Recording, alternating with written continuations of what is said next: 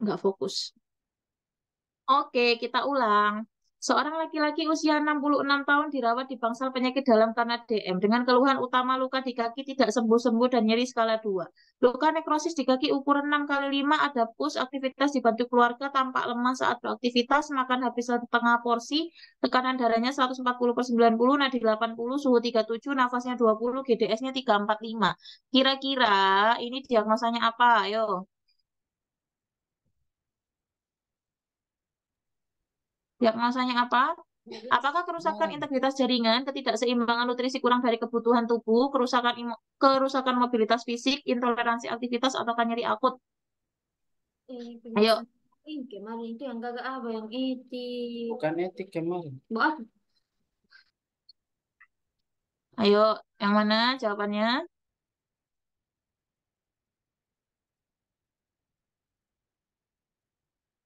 Yang mana jawabannya? Alasannya apa? Alasannya apa? Ada yang tahu alasannya apa? Kenapa pilih jawaban itu? Bisa pelan-pelan, Mbak. Iya, baca soalnya cepat-cepat aja, gak apa-apa, Kak. Nanti kalau jelasin tak pelan-pelanin. Ayo, jawabannya apa? Yang belum jawab, jawab dulu yuk. Oh, alhamdulillah Gusti. Yuk, jawabannya apa? Jawabannya apa? Jawabannya apa?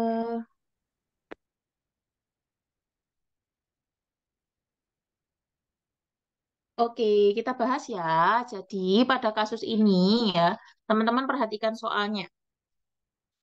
Di sini itu ada luka, ya, ada luka pasien dengan DM. Ada luka pasien dengan DM, ada nyeri skala 2. Kemudian kondisi lukanya juga dijabarkan, ada nekrosis, kemudian ada pus ya. Terus di sini juga ada diagnosa bahwa pasiennya itu mengalami ketidakstabilan kadar glukosa darah ya. Dengan dibuktikan di apa gula darahnya di atas 200 ya. Nah, di sini masalah keperawatan utamanya apa? Kita lihat apakah poin nyeri akut itu bisa diangkat dengan nyeri skala 2? Tidak, Nes. Tidak, Tidak, Nes. kurang kuat ya datanya juga. Terus skala nyerinya juga masih skala nyeri ringan, jadi tidak bisa diangkat. Kemudian intoleransi aktivitas bisa diangkat nggak? Datanya cukup nggak kira-kira kalau intoleransi aktivitas? Tidak, Nes. Kurang ya. Intoleransi aktivitas itu datanya adalah adanya keluhan lelah atau merasa sesak setelah beraktivitas, itu intoleransi aktivitas. Dan biasanya intoleransi aktivitas itu berhubungan dengan ketidakcukupan energi untuk melakukan aktivitas sehari-hari. Itu intoleransi aktivitas. Kemudian kerusakan mobilitas fisik. Kalau kerusakan mobilitas fisik itu berhubungan dengan adanya gangguan pada alat gerak. Alat geraknya ada masalah. Contohnya apa? Contohnya pasiennya ada kontraktur, atau semisal fraktur kakinya, atau semisal nyeri sendi, itu berarti ada gangguan pada alat bergeraknya atau kakinya. Itu bisa diangkat kerusakan mobilitas fisik. Kemudian ketidakseimbangan nutrisi kurang dari kebutuhan tubuh atau biasanya kita kenal dengan defisit nutrisi, itu kita bisa Iya, angkat biasa. jika Terletak. sebentar ya, itu bisa kita angkat jika adanya penurunan berat badan lebih dari 10% dari berat badan awal, yang pertama, ataupun ada data dari penurunan IMT atau IMT-nya kurang dari nilai normal. Itu boleh diangkat ketidakseimbangan nutrisi kurang dari kebutuhan tubuh. Kalau semisal nggak ada, Kak, atau penurunan berat badannya itu kurang, nggak cukup, nggak lebih dari 10%, berarti resiko defisit nutrisi itu ada. Kemudian kerusakan integritas jaringan. Nah, kerusakan integritas jaringan itu berarti berhubungan adanya rusaknya sebuah jaringan atau kulit akibat mungkin bisa aja jatuh atau mungkin ini karena ada luka. Nah, di sini yang paling tepat diagnosa yang harus segera ditangani adalah adanya kerusakan integritas jaringan, di mana dibuktikan pada pasien ini memiliki luka di kaki yang tinjung sembuh, kemudian kondisinya ada nekrosisnya di lukanya, ukurannya 6 kali 5, terus ada plusnya juga. Berarti sudah terjadi infeksi, harus segera ditangani. Karena jika tidak nanti akan mengakibatkan penyebaran infeksi yang terjadi, terus nyerinya juga akan semakin bertambah. Jadi nyeri ini diakibatkan adanya kerusakan integritas jaringan. Jawaban yang tepat adalah A. Nih ya, ini diagnosa kerusakan integritas jaringan. Kak, intoleransi aktivitas tadi sesak bertambah jika digunakan aktivitas. Iya, jika digunakan aktivitas ataupun setelah beraktivitas, Kak. Itu intoleransi aktivitas. Sebentar ya, satu-satu ya. Pus itu seperti apa? Pus itu ini loh, Kak, eksudat. Nanah, Kak. Kita kenalnya nanah. Ya, nanah, yaitu baunya nggak enak. Itu nanah, eksudat. Itu pus. Ya, kita lanjut ya, soal selanjutnya. Soal nomor 2, seorang perempuan usia 60 tahun dirawat di RS dengan diagnosisnya medis stroke non-hemoragik atau SNH.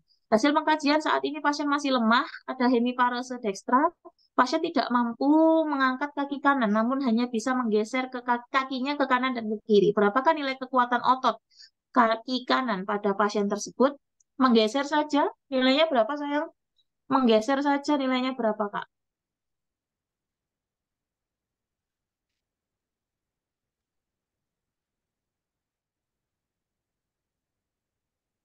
Berapa nilainya kalau hanya menggeser? Ada yang tahu kalau nilainya menggeser berapa? Ini kekuatan otot ini pasti keluar ini.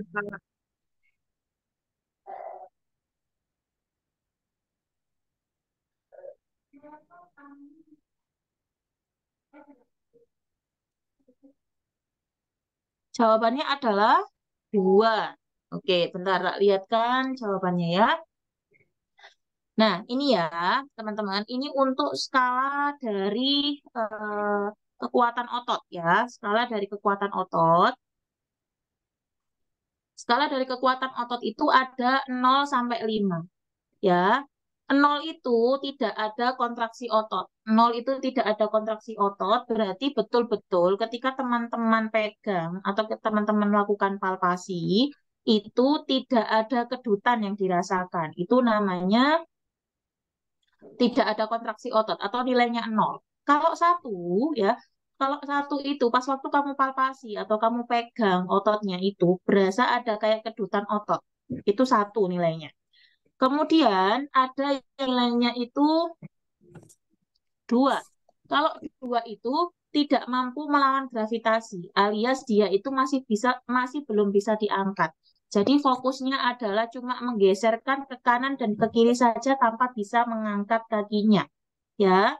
Kemudian yang 3, ya, kalau 3 itu dia hanya bisa mengangkat saja, tapi tidak bisa menahan tahanan atau tidak bisa menahan tekanan yang diberikan oleh perawat. Itu angkanya 3. Kemudian kalau 4, itu dia sudah bisa mengangkat kakinya, terus diberikan tahanan minimal, atau kita berikan tekanan yang ringan-ringan saja, dia masih bisa nahan. Itu berarti angkanya 4. Dan yang terakhir kalau 5 ya, berarti normal seperti kita. Oke, dari penjelasan ini ada yang masih belum paham terkait kekuatan otot. Jadi 1 ada kedutan, 2 digeser-geser, 3 sudah bisa ngangkat tapi dia tidak bisa menahan kalau diberikan tekanan, 4 itu mengangkat dan menahan tekanan ringan, kalau 5 itu normal. Gitu ya. Kalau ada yang belum paham boleh ya bertanya ya, jangan diam-diam aja guys. Kita lanjut. Nomor 3. Seorang laki-laki usia 42 tahun dirawat di RS dengan diagnosis meningitis. Hasil pengkajian kesadarannya somnolen. Keluarga mengatakan kemarin pasien kejang namun hari ini tidak kejang. Suhu tubuhnya 392, nadinya 110, trismus, kaku, kuduknya nggak ada. Apa masalah keperawatan yang tepat pada kasus tersebut? Kira-kira apa? Kira-kira apa, Rek? Salah aja.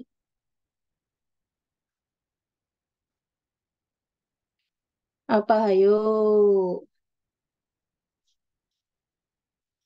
Apa masalahnya, ayo?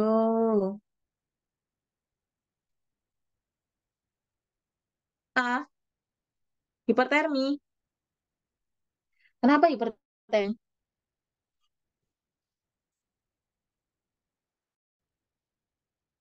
Kenapa hipertermi? Alasannya apa, Rek? Suhu tubuh 39.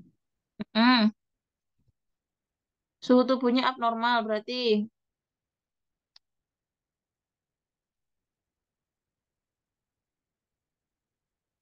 Kira-kira apa? Ayo. Kira-kira apa? Ayo. Masa hipertermi sih? Apa ayo? Baca lagi. Mana dulu kita? Ayo baca dulu. Baca dulu apa ayo? Yang baru masuk langsung dimatikan mic-nya ya. Apa? Yang benar cuma satu, Rek. Ya ampun. Yang benar cuma satu, ayo.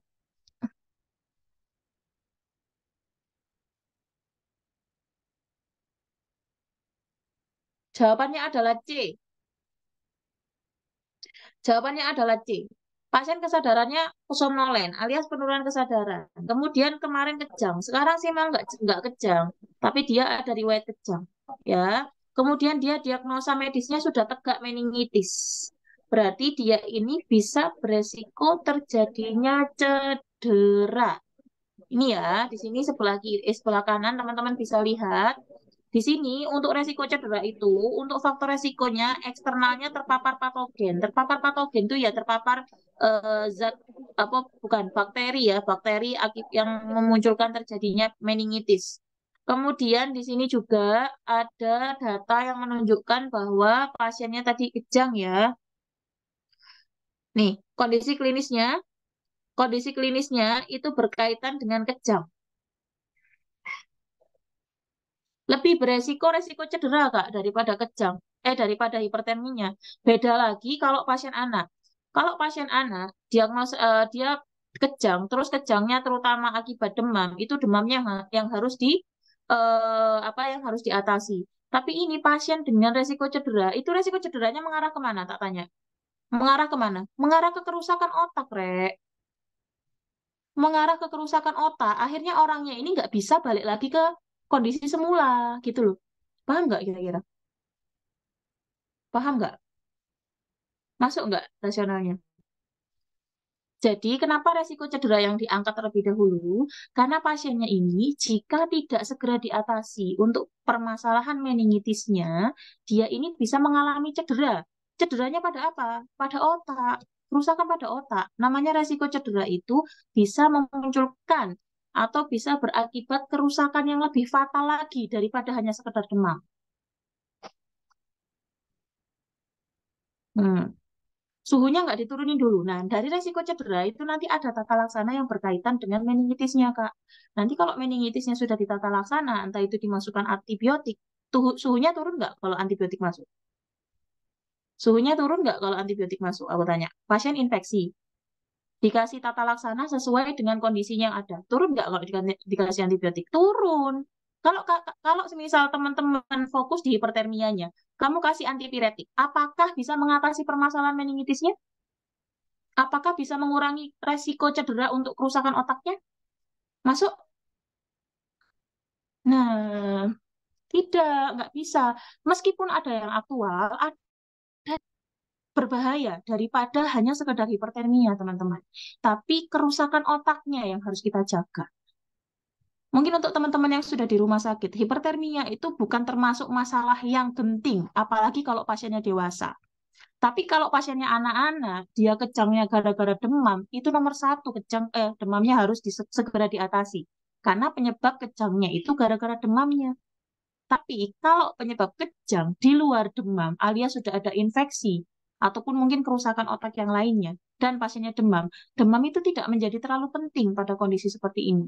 Tapi kerusakan otaknya yang harus kita perbaiki terlebih dahulu. Betul, dilihat pasiennya. Kalau anak-anak, dia kejang demam, demamnya nomor satu. Tapi kalau pasien dewasa, demam, terus dia ada kejang akibat adanya meningitis, teman-teman harus segerakan dulu resiko cedera. Karena jika tidak segera diatasi, kerusakan otaknya akan semakin parah. Kerusakan otaknya itu nggak cuma disebabkan oleh meningitisnya, tapi akibat kejang yang terjadi berulang. Begitu. Kira-kira bisa diterima? Kalau bisa diterima, katakan untuk lanjut. Ayo, lanjut ke atau masih mau berkutat di sini boleh. Lanjut. Lanjut ya. Lanjut, Nur. Lanjut, Kak. Oke, kita lanjut nomor 4. Seorang perempuan 56 tahun dirawat di ruang penyakit dalam dengan diagnosa medisnya CHF. Kondisi pasien saat ini mengeluh sesak nafas, bertambah jika berbaring, nyeri dada skala 4, adanya odem pada kedua kaki, derajat piting edemanya 4, pasien terpasang kateter urin. Pasien mendapat terapi injeksi lasik IV. Monitoring apa yang harus dilakukan perawat pada kondisi seperti itu? Kira-kira yang mana? Gampang ini, ayo. Gampang, ayo. Yang baru masuk langsung dimatikan mic-nya ya, sayang. Mic-nya langsung mati ya. Martabaknya ora usah wei. Ambek maro ora usah wei. Bisa dimatiin lagi. Bentar-bentar, nggak bisa dimatiin. Apa jawabannya? Gampang ya. Lasik itu untuk mengeluarkan cairan. Ada piting edem, berarti ada cairan yang tertahan. Kemudian dikasih lasik, berarti cairannya harus keluar. Kalau cairannya harus keluar, yang di maintenance, bukan yang di maintenance, yang monitoring adalah pasti betul. Jawabannya adalah balance cairan ya, karena tadi pasiennya terdapat edema pada kedua kaki, derajat piting edemanya 4, pasien terpasang kateter urin, pasien mendapatkan terapi injeksi lasik. Maka yang harus dimonitoring adalah TTV dan balance cairannya, seperti itu. Oke, kita lanjut ya. Nomor 5. Seorang perempuan usianya 40 tahun dirawat dengan keluhan sesak nafas dan kadang batuk-batuk karena merasa ada lendir tapi sukar dikeluarkan. Pada pemeriksaan auskultasi terdengar bunyi suara nafas rongki. Klien sering batuk terutama saat udara dingin. Tekanan darahnya 140/90, nadinya 85, suhunya 37, nafasnya 24. Apakah tindakan mandiri keperawatan yang bisa dilakukan pada pasien di atas? Tindakan mandiri ya sayang ya, tindakan mandiri Kak ini, tindakan mandiri. Berarti kalau ada kolaborasi, berarti sudah langsung salah ya. Kalau tindakan mandiri, berarti harus tindakan yang dilakukan perawat sendiri itu apa? Yuk, jawabannya apa? Kira-kira jawabannya apa? Kira-kira gampang ini. Gampang sekali. B. Ada jawaban lain selain B? Menentukan batu efek. Memberikan batuk efektif. Kita lihat ya.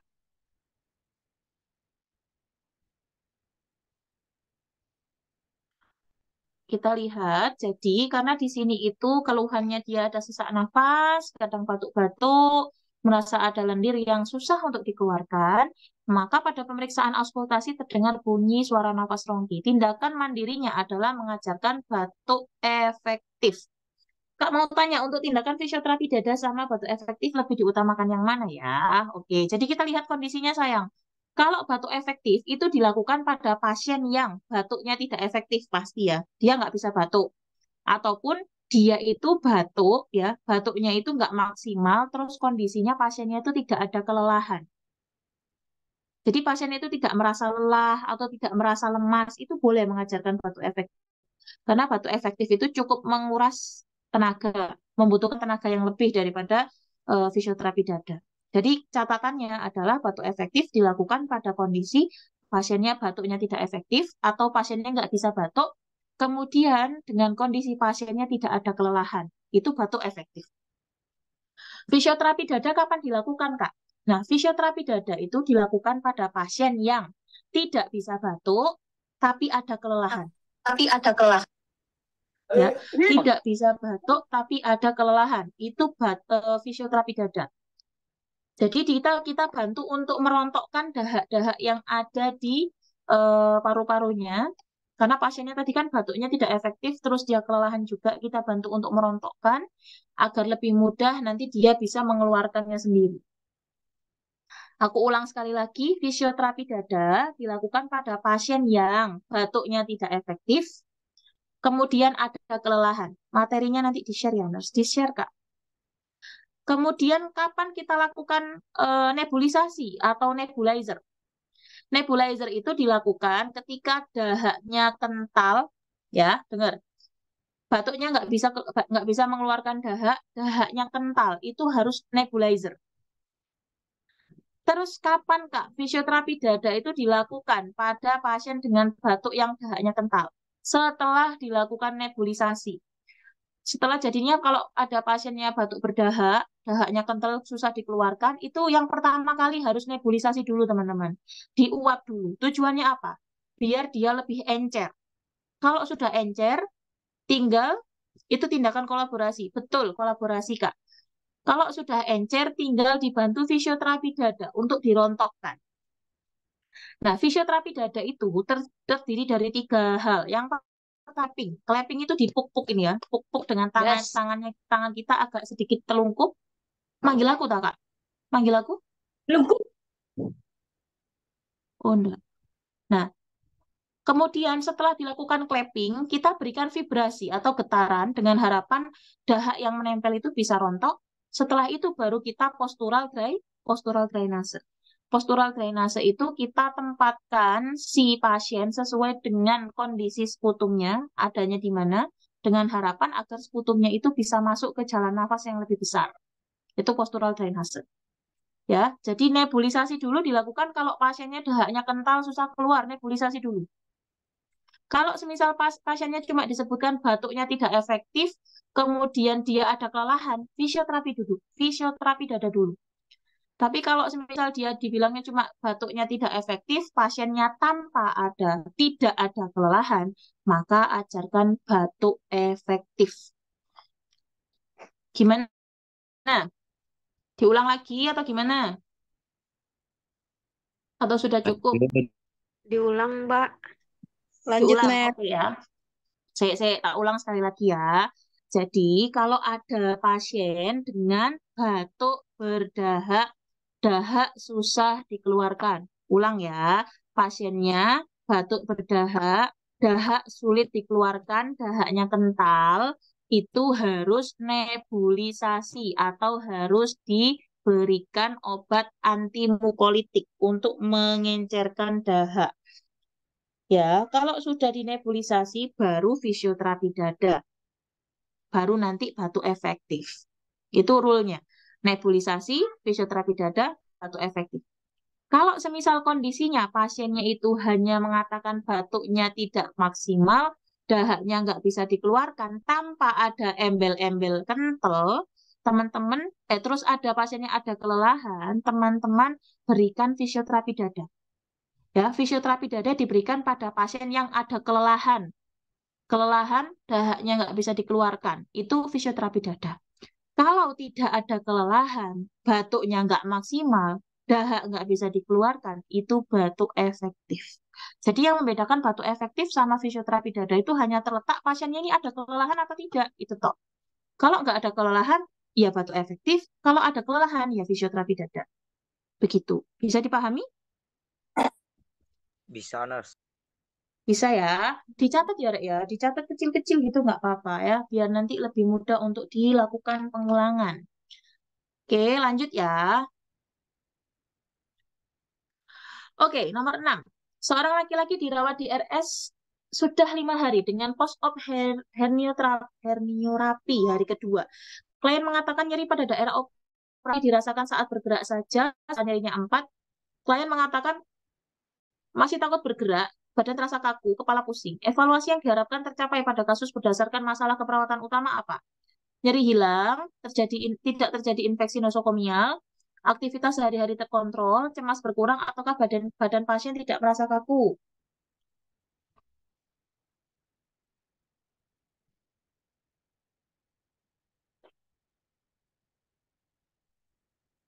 Jawabannya apa? Nah, kondisi gini ya, teman-teman. Kalau semisal ada pertanyaan yang menanyakan evaluasi keperawatan, itu berarti teman-teman harus tahu dulu masalah keperawatan utamanya apa. Kalau sudah tahu masalah keperawatan utamanya, teman-teman bisa mengevaluasi kira-kira apa yang sesuai dengan diagnosa yang muncul tadi. Oke, Nah, di sini masalah keperawatan utamanya apa? Aku tanya. Masalah keperawatan utamanya apa di sini? Nyeri, nyeri nurse. Nyeri, Kak. Nyeri. Oke, berarti kalau masalah keperawatannya nyeri, berarti evaluasinya adalah betul. Evaluasinya adalah diharapkan setelah dilakukan intervensi, nyeri akan berkurang. Oke, jadi catatannya kalau ditanyakan intervensi yang tepat ataupun evaluasi yang tepat pada kasus di atas, teman-teman harus tahu dulu masalah keperawatan atau diagnosa utamanya apa. Setelah itu nanti teman-teman bisa menentukan intervensinya yang tepat apa ataupun evaluasi yang tepat apa. Kata kuncinya di situ. Kita lanjut ya. Nomor 7. Seorang laki-laki berusia 35 tahun dirawat di ruang penyakit dalam dengan keluhan nyeri pada pergelangan tangan skala kelima. Kok mantul suaranya? Oke. Bertambah saat beraktivitas, terutama di pagi hari. Pergelangan tangan klien tampak kemerahan, bengkak, dan teraba panas. Apakah tindakan keperawatan yang tepat pada kasus di atas? Atur posisi, latih nafas dalam, distraksi, ROM, ataukah kompres hangat pada area nyeri? Kira-kira yang mana, Rek? Yuk, jawabannya yang apa? Kita lihat dulu, ini masalah keperawatan utamanya apa? Oh, masalah keperawatan utamanya adalah apa? Nyeri. Nyeri itu bisa dilakukan dengan berbagai macam untuk mengurangi rasa sakit yang dilakukan. Apa yang bisa dilakukan? Bisa tarik nafas dalam, distraksi. Untuk yang nyeri sendi juga bisa dilakukan ROM. Tapi teman-teman lihat lagi. Lihat lagi. Di sini ada nyeri, ada juga bengkak. Kira-kira apa yang paling cocok? Harusnya ini bukan kompres hangat. Harusnya kompres apa? Harusnya kompres apa? Harusnya kompres apa, teman-teman? Dingin. Kak. Kompres dingin. Dingin, Dok. Harusnya kompres dingin. Betul, harusnya kompres dingin. Karena pada posisi bengkak dilakukan kompres hangat, itu bisa mengakibatkan terjadinya vasodilatasi dan bisa makin memperparah kondisi bengkak yang terjadi. Ya, ini nanti tak edit aja, tapi tetap jawabannya ini dikompres ya. Dilakukan kompres. Nah, kompresannya tapi yang lebih tepat itu kompres dingin kalau terjadi bengkak. Oke. Nah, di sini analisanya ya. Kalau melatih nafas dalam itu bisa mengurangi nyeri, tapi bengkaknya bisa berkurang dengan nafas dalam? Tidak bisa. Melatih teknik distraksi bisa mengurangi nyerinya bisa, tapi bengkaknya ya tetap aja bengkak, ya. Kalau ROM ya, ROM ini bisa mengurangi nyeri, bisa juga mengurangi bengkak, tapi kan dia merasa nyeri bertambah berat saat beraktivitas. Apakah akan kamu paksakan untuk dilakukan ROM? Apa nggak semakin pasiennya merasa kesakitan? Nah, maka yang paling cocok adalah dengan kondisi seperti ini, itu harus dilakukan kompres dulu untuk menurunkan nyeri dan bengkak yang terjadi, baru nanti kalau misal bengkaknya sudah berkurang, teman-teman boleh melakukan ROM. Distraksi itu pengalihan, Kak. Dialihkan pikirannya, biar tidak terpikir dengan nyeri yang dirasakan. Gitu. Bisa? Kita lanjut ya. Kompresnya kompres dingin, bukan kompres hangat. Nanti tak edit. Nomor berapa itu? Nomor 7. Oke, nomor 8. Seorang laki-laki berusia 33 tahun datang ke poli bedah dengan keluhan kaki kanan nyeri dan sulit digerakkan. Pasien baru saja lepas platnya 7 hari yang lalu karena fraktur femur. Kaki kanan dan kiri tidak simetris, rentang gerak sendi tidak maksimal. Apakah rencana tindakan keperawatan yang tepat pada kasus di atas? Apakah kolaborasi fisioterapi, kaji kekuatan otot, ajarkan ROM, ajarkan relaksasi dan distraksi, ataukah anjurkan klien untuk aktivitas bertahap? Kira-kira yang mana? Ini sudah kelihatan ini kata kuncinya. Rentang gerak sendi tidak maksimal. Kalau rentang gerak sendi tidak maksimal diapakan?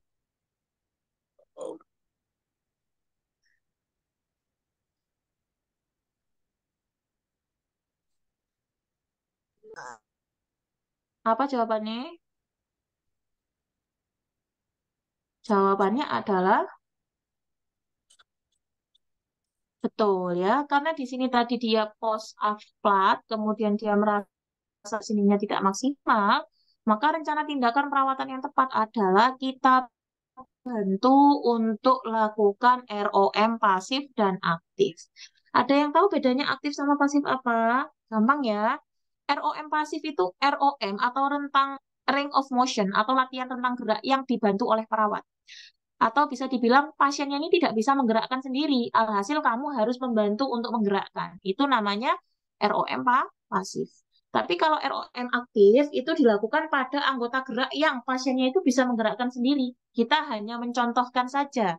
Itu namanya ROM aktif. Gitu ya. Kita lanjut soal selanjutnya. Nomor 9. Seorang laki-laki usia 40 tahun dirawat di RS setelah menjalani operasi oris femur kiri 3 jam yang lalu.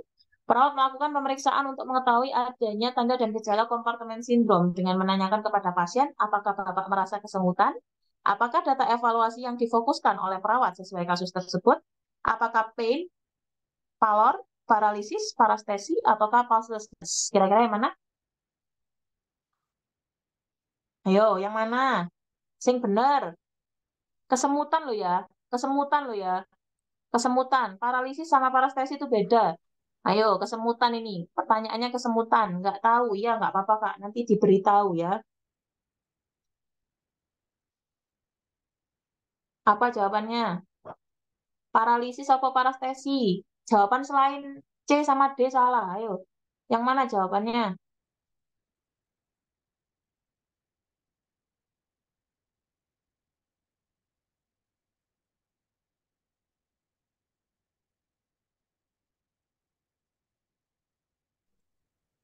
Ayo, jawabannya apa?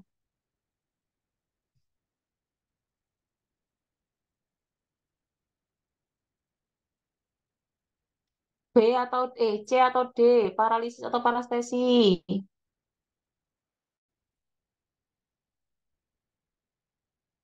Jadi, pada kondisi ini itu namanya tadi ya gejalanya sindroma kompartemen. Nah, sindroma kompartemen itu adalah sebuah kumpulan kondisi peningkatan tekanan dalam kompartemen otot yang dapat menyebabkan gangguan pada jaringan otot, pembuluh darah, dan saraf. Nah, sindroma kompartemen ini, tanda gejalanya ada apa aja, Kak? Tanda gejala dari sindroma kompartemen itu ada berbagai macam. Yang pertama, tanda gejala dari sindroma kompartemen yaitu ada pain atau nyeri. Kalau pasiennya merasa kesakitan setelah pemasangan gips ataupun mungkin setelah pemasangan bidai, itu bisa kita curigai mengarah ke arah sindroma kompartemen. Tapi harus kita pastikan 5 poin ini dulu. Kemudian ada pallor, pucat, ya. Kemudian ada paralisis. Paralisis itu lemah, Rek. Jadi paralisis sama parestesi itu beda. Kalau paralisis itu mengalami kelemahan pada anggota gerak, kalau parestesi itu kesemutan, ada semutnya. Kalau pulselessness itu berarti pulsasi pada nadi yang ada di bagian bawah itu mengalami kelemahan akibat adanya penekanan pada nadi yang di atasnya. Sehingga pas waktu kita pegang, itu denyut nadinya berkurang. Itu namanya pulselessness. Berarti kata kuncinya kesemutan ya, Kak? Betul. Di sini kata kuncinya adalah kesemutan. Makanya tadi kan dipertanyakan, apakah Bapak merasa kesemutan? Nah, berarti kesemutannya itu masuknya bukan di paralisis, sayang ya. Paralisis itu masuknya untuk kelemahan. Kalau parestesi itu baru kesemutan, ya. Kira-kira dari yang saya jelaskan sudah paham? Ini 5 tanda gejala, 5P ya. Sindroma kompartemen itu tanda gejalanya 5P. Tadi ya, pain, pallor, paralisis, parestesi, dan pulselessness. Gitu ya. Oke, kita lanjut ya, Beb. Nomor 10. Seorang laki-laki umur 40 tahun dirawat mengeluh sesak nafas sejak tadi malam. Hasil pengkajian pasien ada riwayat sering keluar masuk RS karena serangan asma, menyatakan nafasnya berat, pucat, tekanan darahnya 120/80, nafasnya 30 kali, nadinya 90. Apakah data pengkajian selanjutnya yang tepat sesuai dengan kasus asma? Asma itu data pengkajian yang harus dicari apa selanjutnya? Apakah hipoventilasi, apakah asidosis respiratorik, kesuraman lapang paru, adanya suara wheezing, ataukah frekuensi pernafasan meningkat? Asma diidentikan dengan adanya penyempitan jalan nafas. Ketika jalan nafas menyempit, maka apa yang terjadi? Apa suara nafasnya? Nah, apakah suara nafas sudah dicantumkan di sini? Belum. Berarti pengkajian yang harus dilakukan selanjutnya adalah teman-teman harus mengkaji suara nafasnya. Apakah suara nafas yang muncul? Berarti jawaban yang tepat adalah, nah ya, pasien memiliki riwayat asma, maka pengkajian yang harus dilakukan adalah pengkajian terkait suara nafas tambahan, di mana suara nafas tambahan pada asma itu bunyinya wheezing, ya, atau mengi, gitu. Gitu ya. Kita lanjut. Sip, benar semua. Kita lanjut ya. Belum apa sayang? Apa nih? Kok belum ini? Kita lanjut nomor 11. Seorang laki-laki umur 35 tahun dirawat di RS mengeluh panas karena tersiram air panas 6 jam yang lalu. Hasil pengkajian terdapat luka bakar pada area dada, perut, dan seluruh tangan kanan, mulai bahu sampai jari, baik sisi depan maupun belakang. Luka berwarna merah, terdapat bula pada punggung tangan. Berapa persen luas luka bakar pada pasien tersebut berdasarkan perhitungan Rule of Nine? 16, 23, 27, 36, 47. Wes, ayo hitungan dulu. Tak kasih waktu 1 menit.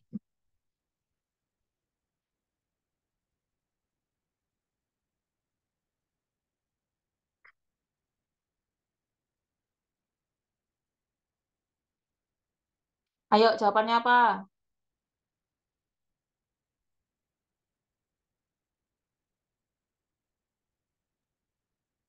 Ayo, jawabannya apa?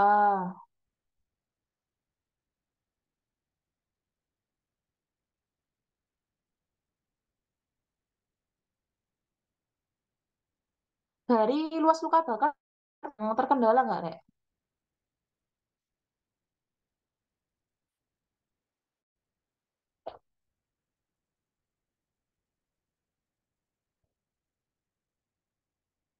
Boten, Kak. Sudah bisa ya? Gampang ya? Sebentar, Kak. Tidak, Kak. Bentar, dulu. Kok tadi gede? Iya, iya. Ya, ini kan teman-temannya mau masuk ini loh. Masukkan dulu ya. Jadi, nah, jawabannya adalah D. Sorry, C. Dada itu dada 9, perut 9, seluruh tangan kanan. Kalau udah dibilang seluruh tangan, kalau tangan itu nilainya berapa? 9, ya 9. sudah, 27 totalnya. Gimana? Ada yang masih belum paham untuk luas luka bakar? Aku kira tangan kanan kiri salfok tuh, bacanya nggak fokus. Kak, kalau yang terbakar di punggung itu 9 atau 18? 9 sayang, punggung 9, pinggang 9. Paham nurse galvok? Waduh, jangan galvok. Salah di tangan aku, Kak. Jangan sampai salah lagi ya. Untuk luas luka bakar itu mudah sebenarnya, teman-teman. Teman-teman harus jeli aja dari pertanyaan yang sudah dimunculkan oleh pembuat soal. Gitu, oke? Tangan Tangan depan sampai belakang 18. Tangan itu, Kak, depan belakang itu 9 sayang. Kalau depannya aja 4,5, belakangnya aja 4,5. Tapi kalau dibilang seluruh tangan, berarti otomatis 9. Kalau yang nilainya 18 itu, kalau kaki sayangku ya, kaki depan belakang atau seluruh kaki kanan, atau kaki kanan bilangnya, itu berarti baru 18. Gitu ya. Lanjut. Nomor 12. Seorang perempuan usia 35 tahun dirawat di RS dengan keluhan nyeri saat berkemih sejak 2 hari yang lalu. Hasil pengkajian pasien mengeluh nyeri masih dirasakan, badan terasa demam dan lemas, nafsu makan menurun. Dokter mendiagnosis pasien mengalami ISK. Apa anjuran yang tepat diberikan pada kasus tersebut? Kira-kira apa?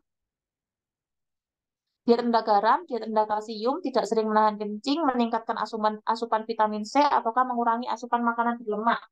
Pasien dengan ISK itu biasanya disebabkan oleh apa? Ayo, 1 menit, 1 menit. Sering menahan air kencing. Iya, benar.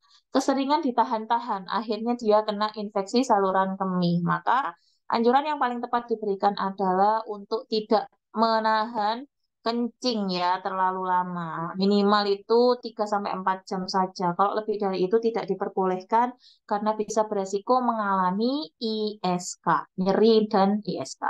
Gitu. Lanjut. Nomor 13.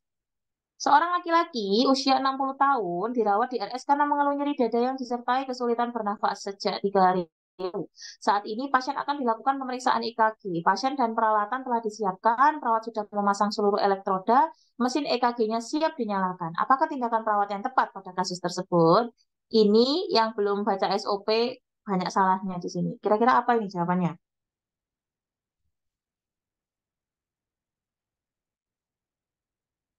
Jawabannya apa?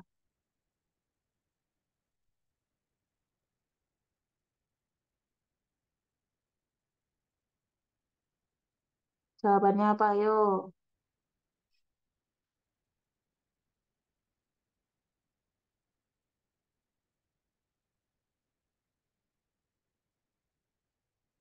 Jawabannya apa?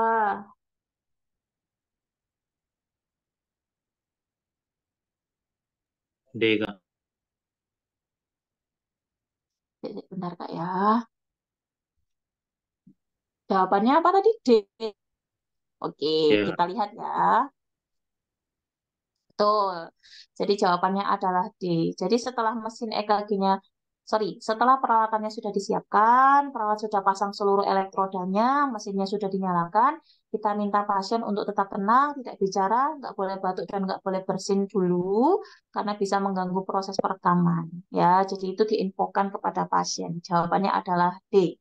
Meminta pasien untuk tetap tenang, tidak bicara dan tidak batuk ataupun bersin. Coba aku lihat dulu berapa yang B ya? D ya bilangnya tadi. Oke, aku lihat dulu. Siapa nih yang salah nih? Bentar ya. Oke, pinter. Bener semua. Kita lanjut ya. Nomor 14. SOP lagi. Seorang laki-laki umur 60 tahun dirawat di RS karena mengeluh tidak bisa kencing sejak 1 hari yang lalu. Hasil pengkajian, Kak ada yang nggak bisa masuk. Oh ya, sorry. Ini sudah masuk, Kak. Saat ini pasien akan dipasang kateter, peralatan dan perawat sudah membersihkan orifisium uretra bagian luar dan sudah terhubung dengan duk steril dan spuit pengunci. Apakah langkah selanjutnya yang tepat dilakukan perawat pada kasus tersebut? A, B, C, D, E. Apakah memasukkan B, kateter Kak. secara perlahan-lahan, mengoleskan jeli pada ujung kateter sebagai lubrikasi, mengembangkan balon pengunci kateter sebanyak 30 cc, mengukur perkiraan panjang kateter yang akan dimasukkan, ataukah menekan suprakubik untuk mengetahui ada tidaknya retensi urin? Yuk, yang belum jawab, jawab dulu ya. Yang belum jawab, jawab dulu, Re. Ayo. Yang belum jawab, dijawab dulu.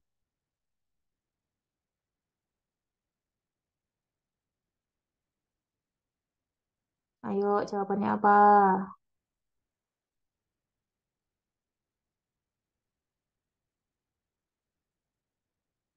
Jawabannya adalah Jawabannya B. adalah B.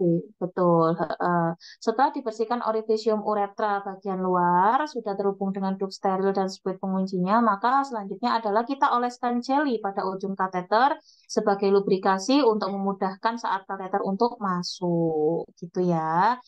Kak, gimana sih caranya aku biar tidak salah di SOP? Ya, tidak salah di SOP gimana caranya? Biar tidak salah di SOP itu berarti teman-teman harus baca SOP setiap hari. Kalau bisa 10 lah ya, 10 SOP. 10 SOP itu kita baca setiap harinya biar teman-teman nanti lebih mudah untuk menjawab soal-soal yang berkaitan dengan tindakan selanjutnya. Oke, soal nomor 15. Seorang perempuan usia 20 tahun dirawat di RS karena bentar. Seorang perempuan usia 20 tahun dirawat di RS karena mengalami penurunan kesadaran akibat trauma kepala 2 hari yang lalu. Hasil pengkajian, pasien membuka mata ketika dipanggil dengan suara keras, bicara bingung, disorientasi, mampu melokalisir nyeri. Berapa nilai GCS dari kasus di atas? Berapa? Hmm. Ayo, berapa nilainya?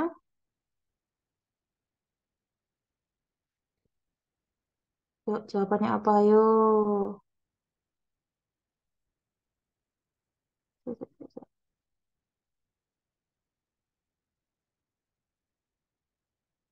Admit. Oke.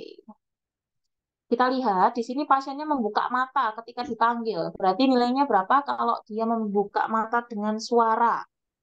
Membuka mata dengan suara itu nilainya berarti 3. Kemudian bicaranya bingung atau disorientasi. Suaranya siapa ini? Bicara bingung atau disorientasi itu nilainya berarti. Nah ini ya, ini untuk apa sih namanya? GCS-nya. Mata itu kalau buka spontan 4, dibuka dengan buka diperintah atau dengan suara itu 3, dengan rasa nyeri itu nilainya 2, tidak ada respon itu nilainya 1. Kalau bicara atau verbalnya untuk normal itu 5, bingung itu 4, kata-katanya kacau itu 2, suara tak menentu itu 2, atau mengerang ya, mengerang itu 2, terus diam itu 1. Kalau motorik itu dapat diperintah 6, dapat menunjuk tempat nyerinya atau melokalisir nyeri itu 5. Kemudian fleksi normal itu 4, fleksi abnormal. Fleksi abnormal itu sama dengan apa bahasa lainnya? Ada yang ingat? Normal? Nama lainnya apa? Apa Kak? Dekonta, dek, Dekortikasi. Betul, dekortikasi. Kalau yang ekstensi abnormal, Deserebrasi. DC, Deserebrasi, betul. Ya, kemudian yang terakhir tidak ada respon itu nilainya 1. Karena di sini ini ketika dipanggil dengan suara keras nilainya 3, bicara bingung nilainya 4, kemudian mampu melokalisirnya di nilainya 5, maka GCS-nya adalah E3V4M5. Gitu ya. Lanjut. Seorang laki-laki umur 25 tahun dirawat di RS mengeluh sesak nafas sejak 3 hari yang lalu. Saat ini perawat akan memberikan terapi inhalasi nebulizer, namun perawat menunda pemberian karena obat bronkodilatornya habis. Apakah dilema etik yang terjadi pada kasus tersebut? Apakah justice, fidelity, autonomi, beneficent, atau kanon maleficent? Kira-kira apa? Dilema etik.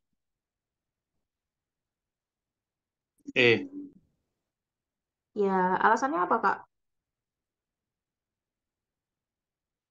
Alasannya apa? Karena perawatnya menunda Kak, menunda pemberian obat bronkodilator itu Kak. Habis. Kalau ditunda, efek sampingnya apa? Eh, dosisnya nambah lagi, Kak. Dosisnya nambah atau pasiennya tambah sesek? Ah, iya, iya. pasien tambah sesak. Pasiennya tambah sesek ya. Harusnya kan Iya. dikasih nih, tapi ditunda. Otomatis kan terapinya itu terlewatkan. Akhirnya pasiennya tambah sesek. Maka dilema etik yang terjadi adalah non maleficient. Ya, harusnya segera dilakukan, tapi karena tidak ada obatnya, akhirnya ditunda. Pasiennya tambah sesek, mengarahnya bisa ke arah kematian ya. Mengarahnya ke arah cedera atau ke kerusakan organ yang lainnya. Oke, kita lanjut. Besok kita bahas etik besok ya, Rek ya. Aku kemarin salah lihat jadwal, malah maternitas. Nomor 17. Seorang laki-laki umur 38 tahun dirawat di RS didiagnosis BP sejak 3 hari yang lalu. Hasil pengkajian pasien sesak nafas, terdengar gargling, nafasnya 28, saat perawat melakukan suction lendir tiba-tiba saturasi oksigennya turun. Apakah tindakan perawat selanjutnya? Jadi isinya yang mana, Nus? 16. Non maleficient, Kak. Iya, aku salah lihat jadwal, Kak. Tak pikir maternitas, ternyata etik ya. Ya Allah, Ah, tua ini tua. Kira-kira apa kalau misal pas waktu suction tiba-tiba saturasinya turun? Kak. Ya, A ya. Jawabannya adalah kita bantu untuk memberikan oksigenasi 100%. Kenapa ya? Saturasi turun saat dilakukan suctioning adalah salah satu pertanda harus segera dihentikan tindakan suctionnya. Jika tidak akan berakibat ke hipoksemia. Jika saturasinya turun, maka berikan oksigen 100% untuk mengembalikan saturasi ke kondisi semula. Jadi jawabannya adalah A. Jadi ada hiperoksigenasi, dikasih oksigen 100% agar saturasinya naik. Kita lanjut. Nah, ini sama kayak live tadi. Seorang laki-laki berusia 25 tahun dibawa ke IGD dengan kondisi lemas tidak berdaya. Saat dilakukan pengkajian, pasien mengatakan terdapat riwayat DM dan sudah tidak mau makan selama 2 hari. Pengecekan GDS-nya 35 mg per DL. Apakah tindakan yang tepat pada kasus tersebut? A, B, C, D, E, yang mana? Kira-kira diperhatikan dosis flakonnya ya, dosis Berapa persennya dari dextrose-nya? Jangan terkecoh. Kira-kira yang mana? A, B, C, D, E. Pasiennya ini itu gak diwocor arek kira. Aduh, teman-teman tuh sebenarnya tahu loh. Teman-teman tuh sebenarnya pinter. Pinter banget serius. Teorinya tuh paham. Cuma teman-teman itu kayaknya permasalahannya adalah terlalu memudahkan saat membaca. Iya, nanti abis itu tak bahas, Kak. Kayaknya teman-teman tuh terlalu gopoh gitu loh. Oh, ini kalau hipoglikemi itu langsung terfokus di situ. Karena aku udah bilang, kondisinya dilihat dulu, pasiennya sadar apa enggak. Di sini pasiennya mengatakan. Berarti pasiennya itu melek atau enggak kalau pasiennya mengatakan. Melek, sadar dong. Masa ia mau dibolus? Nah, berarti teman-teman bisa mengkoreksi ya. Diri kalian itu, teman-teman itu kelemahannya bukan di teorinya, bukan di materinya, tapi teman-teman adalah lemah dalam proses menganalisa soal. Itu yang bikin salah. Ya, meskipun teori tak masukkan seabrek tapi kalau baca soalnya salah, ya sudah, lewat. Ya, fokus. Kurang fokus, minum dulu. Ya, jadi ini kan, makanya tak ketawain kan, soalnya semuanya jawab B. Kita lihat di sini. Di sini itu pasiennya masih bisa mengatakan, otomatis kesadarannya masih bagus. Kalau pasiennya masih sadar, berarti kata kuncinya adalah kasih minuman manis kalau masih sadar. Kalau pasiennya tidak sadar, baru pasang infus, bolus dextrose-nya 40%, dextrose 40%, 50 cc atau 2 flakon. Setelah itu ganti infusannya dengan dextrose 10%, 6 jam per kolef, dan cek ulang GDS setengah jam kemudian. Itu kalau nggak sadar. Kalau sadar tuh gampang. Bu, ini minuman manisnya. Diminum dulu. Terus 1 jam lagi kita cek. Kalau ada kenaikan gula darah, ya sudah selesai. Kalau misal nggak ada, ya dikasih minum manis lagi. Gitu. Gampang ya. Berarti yang bikin nggak gampang, yang bikin salah itu, kalau bahasa orang Jawa itu kebat keliwat. Ya. Jadi cepet-cepet aja bacanya. Padahal jawabannya salah. Oke? Karena secara praktek di lapangan biasa langsung diberi dextrose 42 flakon. Iya Kak Dian kalau di lapangan, kalau di teori nggak bisa. Namanya juga UKOM. Nggak bisa pakai teori lapangan. Kita lanjut ya. Nomor 19. Seorang laki-laki berusia 58 tahun dirawat di ruang penyakit dalam dengan dehidrasi. Pengkajiannya GCS-nya 11, GDS-nya 400, nafasnya bau aseton, AGD-nya 7,2, PaCO2-nya itu 36, HCO3-nya 16, tekanan darahnya 90/60, heart rate-nya 108, RN-nya 28. Apakah tindakan yang tepat dilakukan pada pasien tersebut? Apakah resusitasi cairan, kolaborasi pemberian insulin injeksi, kolaborasi pemberian nasal kanul, berikan natrium bikarbonat, ataukah anjurkan minum yang banyak? Kira-kira yang mana? Yang mana? Ini pasiennya mengalami apa? Ayo dibaca lagi, jangan buru-buru. Pasiennya mengalami apa, Rek? Aku kalau ngerah di balas-balas ya, coba Ya, apa ini? ada suaranya yang salah. Suaranya. Ini tidak. Apa? Ini pasiennya mengalami apa, Rek? Diagnosa medisnya ada yang tahu? Mengalami apa pasiennya? Mengalami apa? Pasiennya mengalami apa? Kekurangan Mengalami cairan. dehidrasi, Nes. Ya, Kekurangan dehidrasi. cairan. Diagnosa medisnya apa? Cairan. Kekurangan cairan. Dehidrasi. Jadi pada pasien ini itu sedang mengalami yang namanya dehidrasi akibat adanya KAD. KAD itu ketoasidosis diabetikum. Nah, di sini tanda gejala ataupun trias untuk menentukan KAD adalah yang pertama itu adanya hiperglikemia. Kemudian yang kedua nafasnya bau aseton. Bau aseton itu muncul gara-gara ada dehidrasi tadi. Dan yang terakhir itu ada apa coba? Ada asidosis metabolik. Asidosis metabolik. Asidosis metabolik enggak ini? pH-nya 7,2, PaCO2-nya 36, HCO3-nya 16. Iya ya, asidosis metabolik. Nah, itu tiga tanda kalau pasiennya ini sedang mengalami KAD. Kalau pasiennya mengalami KAD, tata laksana yang paling tepat adalah dilakukan resusitasi cairan. Loh, Kak, itu kan gulanya 400. Masa iya cairan dulu, bukan dikasih insulin? Logikanya seperti ini. Jadi, minum cendol, guys. Minum cendol. Tinggal isinya aja.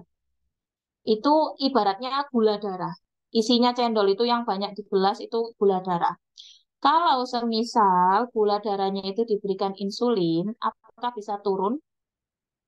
Bisa, tapi tidak maksimal. Kalau yang maksimalnya adalah cendolnya itu kasih lagi kuahnya lagi, kasih airnya lagi. Semakin banyak cairan yang dimasukkan untuk mengganti rehidrasi akibat KAD tadi, itu juga bisa menurunkan konsentrasi gula dalam darah. Makanya tindakan yang paling tepat dilakukan pada kondisi seperti ini, apalagi dengan dehidrasi, maka yang pertama kali, bukan yang pertama kali, yang paling tepat dilakukan adalah kita resusitasi cairan dulu dengan tujuannya ada mengganti cairan yang hilang dan menurunkan kadar glukosa darah. Ini juga ada jurnalnya teman-teman, nanti kalau misal teman-teman kepo boleh dicari. Jadi setelah direhidrasi cairan, baru teman-teman itu tata laksana terkait manajemen hiperglikemianya. Jadi sebetulnya kalau dikasih insulin langsung itu boleh nggak Kak? Boleh, tapi penurunan gula darahnya tidak maksimal. Lebih maksimal lagi jika dilakukan resusitasi cairan terlebih dahulu, baru insulin dimasukkan. Seperti itu. Jadi jawabannya adalah A. Ini tata laksana KAD ya. Soalnya 25. Kayaknya lebih deh. Lebih Kak. Kayaknya lebih. Ini masih di tengah-tengah. Lebih. Nomor 20.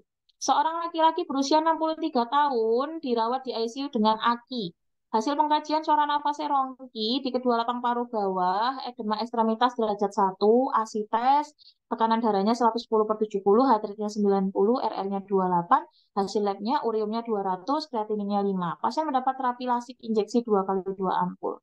Apakah yang perlu dievaluasi dari tindakan tersebut? Kira-kira apa? Kak, maaf sebelumnya ini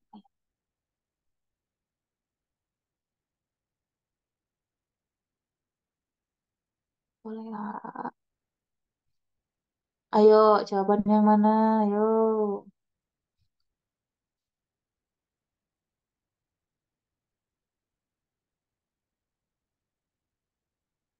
Jawabannya adalah D. Karena lasik itu bekerja untuk mengeluarkan cairan yang tertahan, maka evaluasi yang paling tepat adalah bagaimana terkait pengeluaran urin yang terjadi. Nanti kalau urin outputnya itu banyak, nanti kita bisa evaluasi lagi. Edem yang terjadi apakah mengalami penurunan atau tidak. Seperti itu. Gitu ya. Kita lanjut. Nomor 21.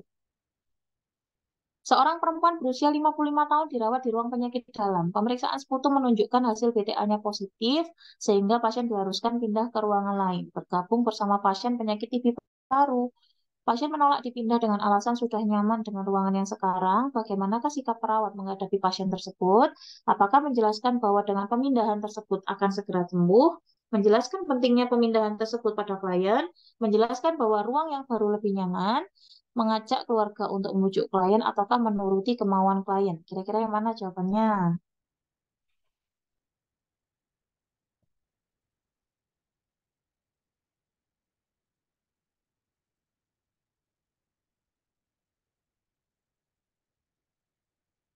Yuk, jawabannya mana?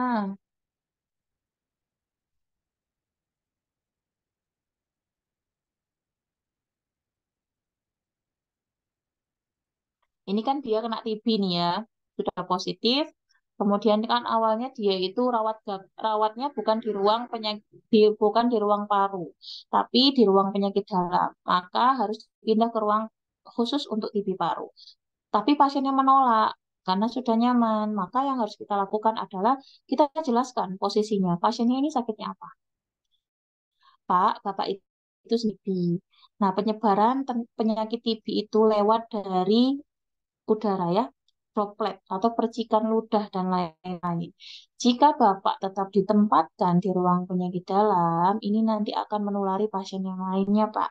Makanya Bapak ditempatkan di ruangan isolasi agar Bapak tidak menulari pasien yang lain. Jadi dijelaskan dulu, gitu ya. Nanti kalau misal dia sudah paham titik letaknya di mana, kenapa dia sampai harus dipindah ruangan, nanti pasti dia akan menerima kalau dia dipindah ruangan. Seperti itu. Jawabannya adalah B. Lanjut, nomor 22. Seorang laki-laki berusia 48 tahun dirawat di ruang penyakit dalam dengan diagnosis medisnya asma bronkial. Pasien mengeluh batuk dengan dahak kental dan lengket serta susah dikeluarkan. Hasil pengkajian ada rongki, nafas 26. Apakah tindakan keperawatan yang tepat pada kasus di atas? Apakah batuk efektif? Pasiennya dilatih nafas dalam, merubah posisi tidur, klien minum air hangat, ataukah pemberian inhalasi? Kira-kira yang mana, teman-teman? Jawabannya yang mana, Rek? Yang mana jawabannya? Yuk, yang mana? Kalau semisal dengan asma bronkial, itu dikasih inhalasinya tipenya apa? Ada yang tahu inhalasinya tipenya apa? Kalau asma bronkial,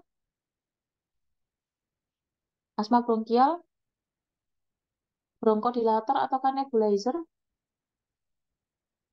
Bronkodilator ataukah nebulizer? Sorry, ataukah antimukolitik? Kok nebulizer? Bronchodilator. Bronkodilator atau antimukolitik kalau untuk asma bronkial. Yang diberikan pada asma bronkial adalah jenisnya itu jenis bronkodilator. Ya, jenisnya adalah jenis bronkodilator. Nah, di sini nih, dahak kental, lengket, dan sulit dikeluarkan, itu lakukan kolaborasi nebulisasi dengan mukolitik atau pengencer dahak. Sebentar ya, Kak Dinda ya. Kemudian pasien sulit mengeluarkan dahak dan batuk tidak efektif, di pasiennya tidak ada kelelahan, itu berarti ajarkan batuk efektif. Tadi yang ini tak jelaskan tadi loh ya. Kemudian kesulitan mengeluarkan dahak, ada kelelahan akibat sesak nafas, pasiennya tidak baring lama, itu dilakukan fisioterapi dada. Nih, soalnya nih, mau dilihat apanya? Boleh. Kalau sudah, kita lanjut. Ini boleh dibaca dulu. 1 menit, dibaca dulu dan dipahami. Sudah?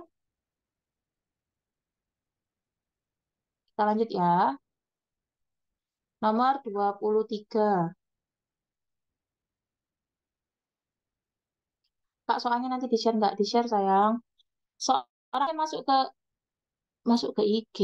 ke IGD dengan keluhan sesak nafas. Saat dilakukan pengkajian, pasien mengatakan batuk berdahak sudah 3 hari, sputumnya banyak, tidak bisa dikeluarkan kental. Hasil medisnya di sini itu ada wheezing, maka saturasinya juga 93. Apa yang dilakukan yang tepat pada kasus tersebut? Apakah batuk efektif, pasien nafas dalam? Yang kemarin-kemarin belum di-share sudah, tak masukkan di Google Drive, dicek aja. Kolaborasi pemberian bronkodilator menganjurkan klien untuk minum hangat ataukah kolaborasi pemberian inhalasi mukolitik? Yang mana kira-kira? Yuk, yang mana kira-kira? Ini ada wheezing. Kalau ada wheezing berarti adanya penyempitan jalan nafas. Kalau adanya penyempitan jalan nafas berarti harus diberikan yang namanya bronkodilator ya. Di sini fokus untuk tata laksana wheezing dulu. Kenapa kok harus wheezing dulu, Kak? Di situ kan dahaknya juga nggak bisa dikeluarkan akibat kental. Jadi kalau semisal teman-teman fokus untuk pemberian mukolitik dulu, kalau semisal jalan nafasnya tetap menyempit, ya sama aja bohong. Ya, sama aja nggak kepake dong. Kalau semisal jalan nafasnya sempit tapi kita encerkan. Maka kita fokus buka dulu jalan nafasnya. Setelah jalan nafasnya terbuka dengan baik, tidak ada sumbatan, baru kita atasi terkait dahak yang kental tadi dengan pemberian anti mukolitik. Kadang ada yang mau cepat itu dua-duanya dicampur jadi satu. Jadi sekalian aja gitu. Ya, Kak, soal ulang lagi. Oke, sayang. Nih, lihat dulu.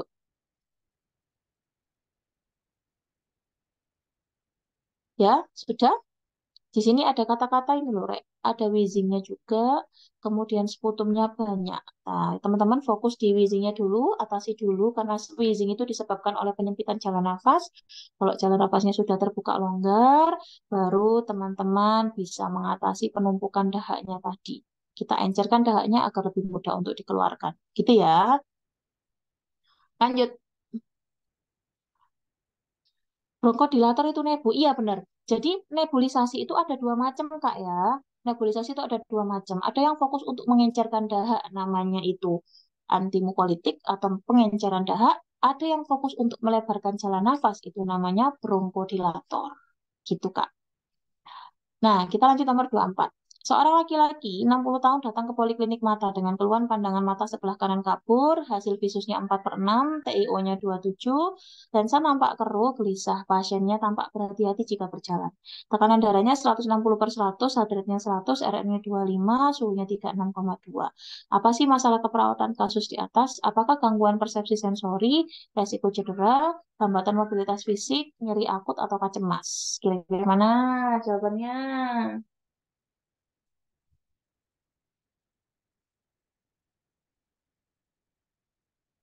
Jawabannya yang mana?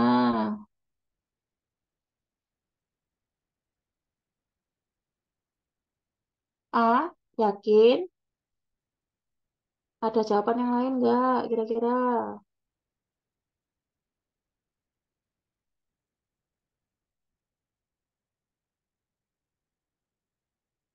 Yuk, jawabannya apa yuk?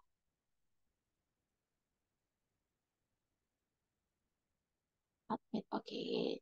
Jawabannya adalah,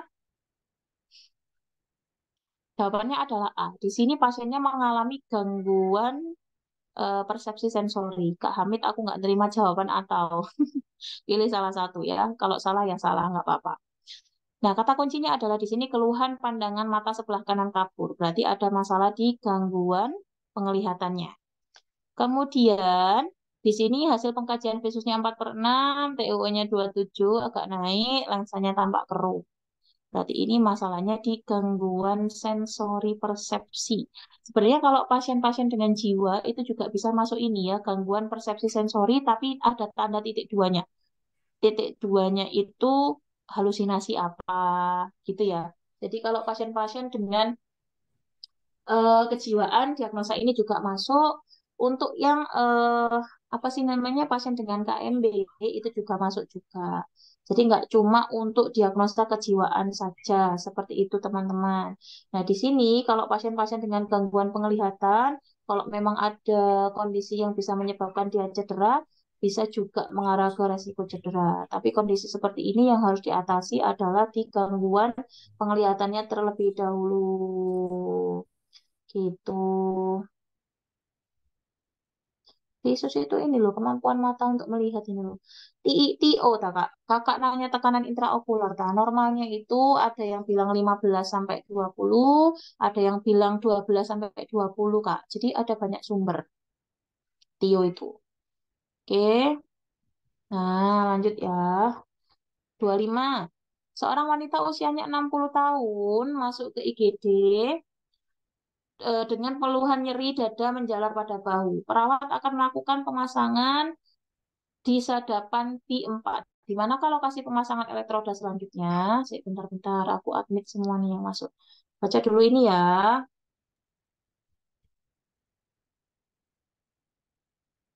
Apa itu tanya apa? Visus itu kemampuan seseorang untuk melihat objek secara jelas. Ya, itu visus. Kenapa sih pakai ruang tunggu cheat? Jadinya admit semua. Apa ini? Letaknya di mana kira-kira?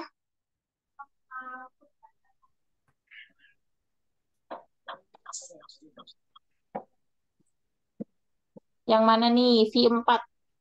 V4 itu letaknya di mana?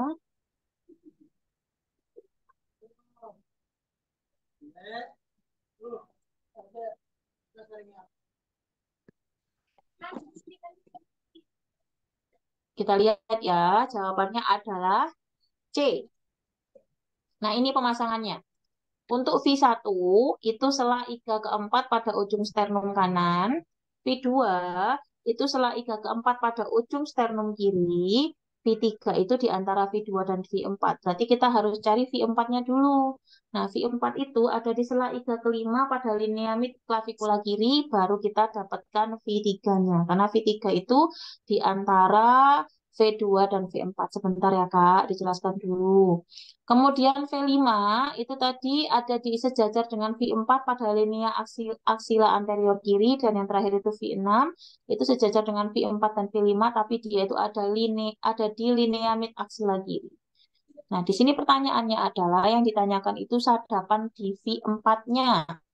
V4 itu berarti di sela iga kelima linea mid clavikula kiri. Coba sih, yang jawabannya apa? Banyak yang salah ini.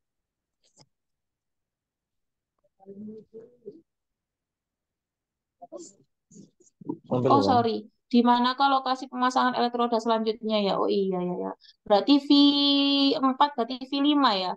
V5 berarti yang ditanyakan. Berarti aku jawabannya salah. Jawabannya adalah D berarti ya. Sejajar dengan V4 pada linea aksila anterior kiri. Nomor berapa ini? Tak tandain dulu. Tadi nomor 7, sekarang nomor 25. Ini tak revisi dulu. 7 sama 25. Pertanyaannya sebelum selanjutnya ya. Oke, thank you ya udah bantu baca. Aku nggak fokus berarti. Minum dulu. Kak Cita minum dulu, Kak Cita. Ya, makanya nggak fokus iya. Sudah pusing lihat soalnya. Aqua dulu Kak. Boleh ya kalau ada sponsor mau masuk Aqua. Jawabannya ini D ya, karena pertanyaannya itu di manakah lokasi pemasangan elektroda selanjutnya. Kalau semisal pertanyaannya di manakah sadapan V4, baru jawabannya C, gitu ya. Ini pertanyaannya itu berikutnya, berarti yang ditanyakan adalah V5. Nah, V5 itu letaknya sejajar dengan mid clavicle. Ah, nak. Ya, sayang ya, suaranya siapa itu? Dia itu berarti sejajar dengan V4 pada linea aksila anterior kiri. Gitu ya. Oke, nanti tak revisi. Jawabannya D berarti ini. Soal menjebak nurse. Ya, bukan menjebak sih. Akunya yang nggak fokus. Nggak fokus lihat pertanyaan. Lanjut, nomor 26. Oke, tak revisi. Tadi nomor 7 sama nomor 25. Tak catat korek. Seorang wanita berusia 60 tahun masuk ke IGD dengan keluhan nyeri dada menjalar pada bahu. Perawat sedang melakukan pemeriksaan EKG dan terlihat gelombang di lead 1 bermasalah. Apakah yang harus dilakukan pada kasus tersebut? Mematikan mesin, mengubah posisi sadapan di tangan kanan dan kaki kiri, mengubah posisi sadapan di tangan kanan, mengubah posisi sadapan di tangan kanan dan tangan kiri, ataukah mengubah posisi sadapan di tangan kiri dan kaki kiri. Kira-kira yang mana? Yang mana, Rek? Lead 1. Lead 1 letaknya di mana? Lead 1 letaknya di mana?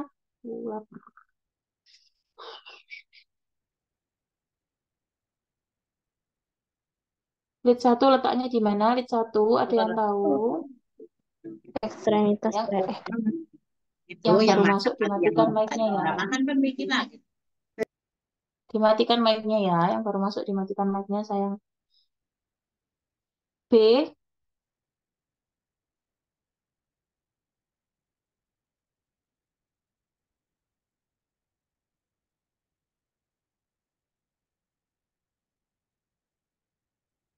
Ayo.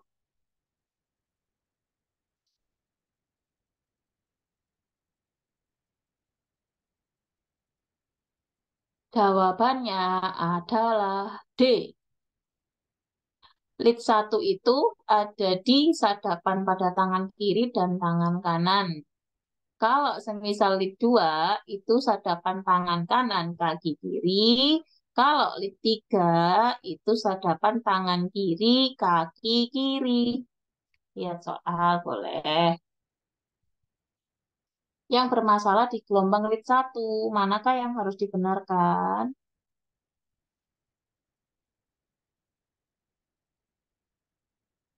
Gimana? Sudah? Bisa lanjut. Ya ini ya, teman-teman kali aja nanti muncul soal kayak gini ya untuk EKG-nya ya. Dihafalkan ya. Lead 1 itu tangan kanan kiri, lead 2 itu tangan kanan kaki kiri, lead 3 itu tangan kiri kaki kiri gitu ya. B dan D bener Kak? Oh ya Kak. Ya enggak toh. Enggak. Kan tangan kanan tangan kiri. Kalau B itu tangan kanan kaki kiri, Kak. Tangan kanan kaki kiri itu lead 2. Tangan kanan kaki kiri itu lead 2 sayang. Ya. Enggak, ayo yang bilang B sama D sama itu minum air putih dulu. Ayo minum air putih dulu. Minum air putih dulu, ayo. Oh, di situ ada yang tangan sama kaki kok. Dimintakan yang tangan-tangan. Lihat soal nurse boleh. Minum dulu. Ngebully sama. Sama, Kak. Kamu tinggal baca soalnya. Aku bikin itu ngebul juga. Sama. Itu ya. Jawabannya adalah D. Kita lanjut ya. Nomor 27. Ini infusan. Ayo semangat, semangat, semangat. Seorang laki-laki mengalami dehidrasi akibat diare. Klien dipasang infus RL dengan 14 ppm dengan faktor tetesnya 20. Perawat akan menggunakan infus pump dengan program cc per jam. Berapa cc-nya? Ayo itu. Untung Nurse Cita sabar. Iya, alhamdulillah, Kak. Ayo, jawaban yang mana? Ayo. Hitung dulu, sediakan kertasnya, coret-coret dulu. Meskipun nanti di UKOM nggak bisa nyoret ya. Coret di otaknya aja yang coret.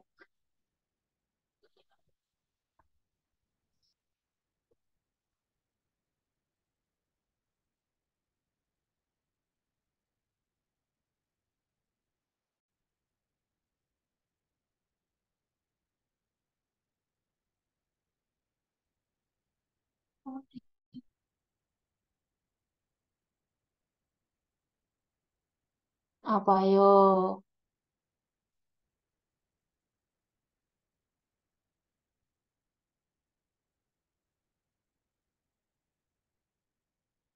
Two people enter waiting room. Oke, kita lihat ya. Sudah jawab para ini. Sudah jawab kah? Loh, kok kono sing jawab? Hei, nanti kabeh iki. Tuku aku apa paling ngarep iki. Lagi ngitung, Kak. Oh, masih ngitung. Oke, tak kasih waktu. Lanjutkan.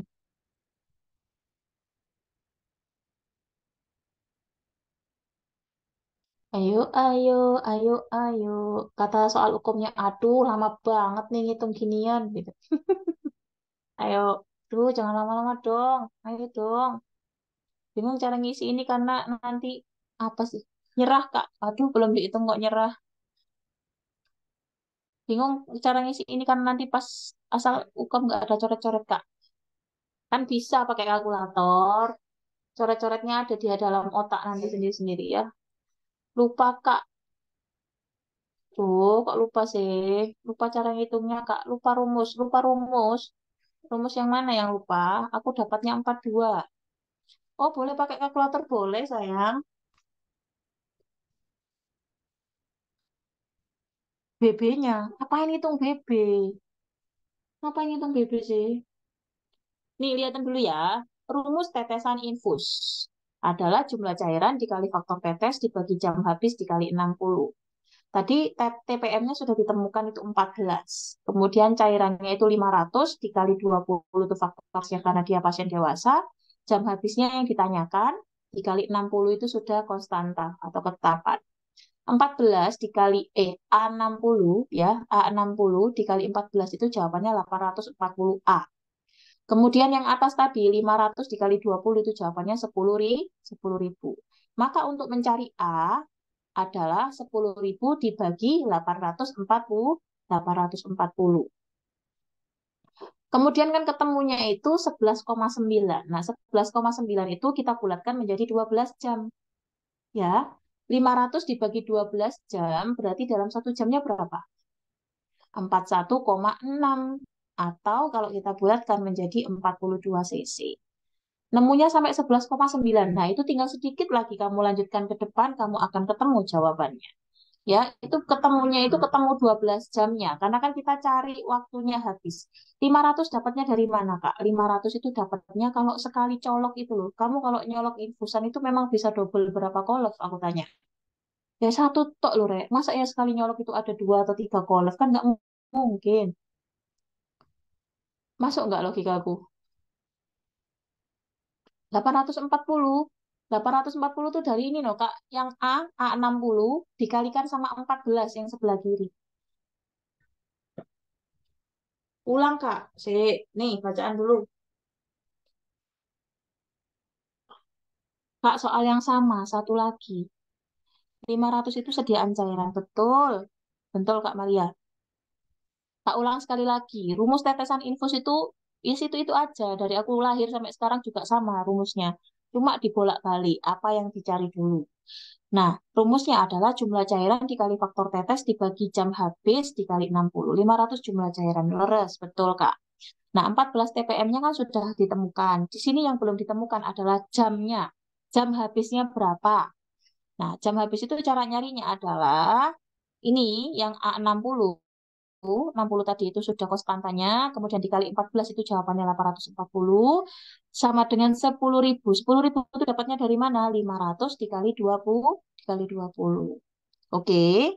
Untuk mencari A, berarti harus ada yang dibandingkan, bukan dibandingkan, harus ada yang dibagi dong. Nah, yang dibagi adalah 10.000 dibagi 840, maka jawabannya A-nya adalah 11,9, atau kalau kita bulatkan menjadi 12 jam. Kan kita nyari jam habisnya. Kalau jam habisnya 12 jam, maka dalam satu jamnya itu berapa mili sih dengan jumlah cairan 500? Ya tinggal dibagi, sayang. 500 dibagi 12, jawabannya adalah 41,6. Karena di belakang desimal, di atas 5, maka dibulatkan ke yang atasnya. Jadi jawabannya adalah 42 cc. Kak Mutia, 840 itu dari perkalian ini loh, Kak. Yang baris ke berapa nih? 1, 2, 3. A60, A kali 60 dikalikan 14 yang sebelah kiri. Apa nih? Pertanyaan apa nih? Sebentar ya, kebaca. Kalau sampai 12 itu yang ditanyakan apa? Jam habisnya, Kak.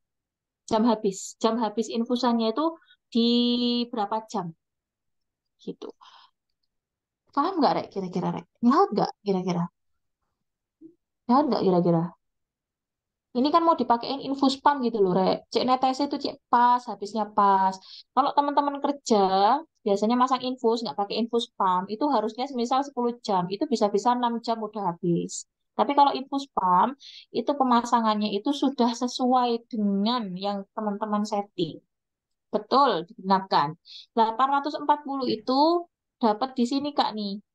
Kan tadi jam habisnya itu dicari dulu. Nah, 60 ini kan ketetapan ini loh, Kak, yang baris ketiga nih loh, A60.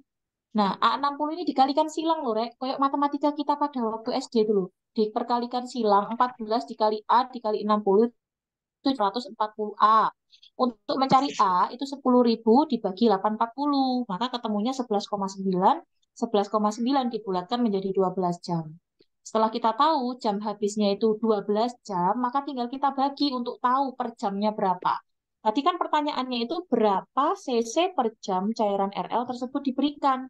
Maka kita cari per jamnya. Nah, kalau nyari per jam berarti satu kolofnya itu 500 dibagi 12, jawabannya itu 41,6 karena dibulatkan jadi 42. Paham nggak? Kalau nggak paham aku telepon Kak Gem. Paham? Lanjut ya. Oke, kita lanjut. Jadi misalnya ditanyakan berapa jam habis, berarti batas di 12 itu ya, Nus. Betul, 12 jam ya, Kak ya, bukan jam 12. Lanjut, nomor 28. Seorang laki-laki berusia 40 tahun dirawat di ruang penyakit dalam dengan diagnosis leukemia. Hasil pengkajian HB-nya 6,4, pasien direncanakan untuk transfusi darah. Perawat telah memasang jalur intravena, memberikan NaCl 0,950 cc darah sudah disiapkan juga, kemudian dihangatkan. Apa tindakan selanjutnya yang tepat? Nanti ya, di akhir sesi ya, tak tambahin soalnya. Tapi nggak tak ketik. Nanti ingatkan aku, kalau udah selesai semua soal, tak kasih soal infusan lagi. Kira-kira apa yang dilakukan? Siapa sih? Ada yang namanya Bernadia beneran dah? Atau emang ini nama-namaan aja? Kemarin udah mulai bermunculan. Apa Pak Romzi ini yang namanya Bernadia ini? Dah, ayo, jawabannya apa, Rek? Sambil aku nyari. Oh, ada kok. Apa jawabannya? Sudah dipasang intravenanya, dikasih NaCl dulu, terus 50 cc-nya sudah disiapkan darahnya. Berarti yang selanjutnya dilakukan adalah, nih ya, prosedurnya ya. Perawat telah memasang jalur intravena, memberikan NaCl 0,9% 50 cc, kemudian dihangatkan jangan lupa, baru kita cek label dan mencocokkannya. Kenapa? Takutnya antara label dengan yang kita terima itu tidak sesuai dari golongan darahnya, itu nanti berbahaya malahan ya, jadi harus dicek dulu. Kemudian habis itu baru pasang transfusinya, tutup klem yang berada di bawah kantong normal salin tadi, terus baru kita observasi saat masuk darahnya. Ya, yang diobservasi apa kemarin pada saat masuk darah? TTV dan reaksi alergi. Oke, baru dokumentasi ya. Mendokumentasikan datanya itu kan ada lembaran tersendiri untuk transfusinya. Lanjut, 29. Seorang laki-laki berusia 65 tahun dirawat di rumah sakit dengan diagnosisnya DM. Hasil pengkajian pasiennya lemes, gemetar, keluar keringat dingin, tekanan darahnya 90/60, heart rate-nya 102, RR-nya 25, suhunya 36. Pasien post konsumsi metformin 3 jam yang lalu. Apakah evaluasi tindakan pada kasus tersebut? Apakah monitor tingkat kesadaran, monitor kadar glukosa darah, balance cairan, tetesan infus, ataukah monitor PPV? Kira-kira yang mana teman-teman? Ayo jawab dulu. Jawab dulu teman-teman yang mana jawabannya yuk. Assalamualaikum Kak. Waalaikumsalam. Waalaikumsalam. Yuk, jawabannya apa? Kira-kira jawabannya mana? B, B, B, B, B, B. Oke, kita lihat ya. Karena pasiennya tadi itu pasiennya lemes, gemeter, keluar keringat dingin, tekanan darahnya turun, heart rate-nya naik. Ternyata pas waktu dikaji dia habis minum metformin 3 jam yang lalu. Nah, tanda-tanda yang dialami itu sudah mengarah ke hipoglikemi. Tapi untuk memastikannya, teman-teman harus melakukan pengecekan gula darah sewaktu untuk mengetahui gula darah saat itu tuh berapa.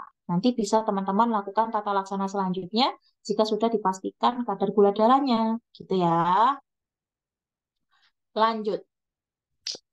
Seorang laki-laki 30 tahun dibawa ke IGD dengan penurunan kesadaran 3 jam yang lalu. Hasil pengkajian membuka mata dengan rangsang nyeri, mengerang, dan dekortikasi. Tekanan darahnya 160/90, nadinya 102, RR-nya 29. Pupilnya anisokor kiri, CT scan-nya menunjukkan ada perdarahan intrakranial. Tindakan yang paling tepat apa dilakukannya? Kira-kira apa?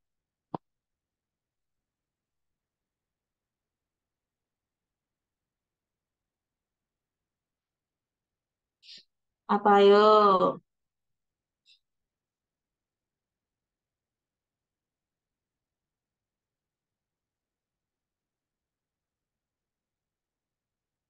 Ayo, apa ayo? Apa, apa? Ini tanda-tandanya mengalami apa pasiennya? Pasien ini dicurigai bisa mengalami apa? Peningkatan tekanan intrakranial. Kalau kondisi seperti ini, kira-kira yang dilakukan yang paling tepat apa? Yang paling tepat adalah berikan manitol ya.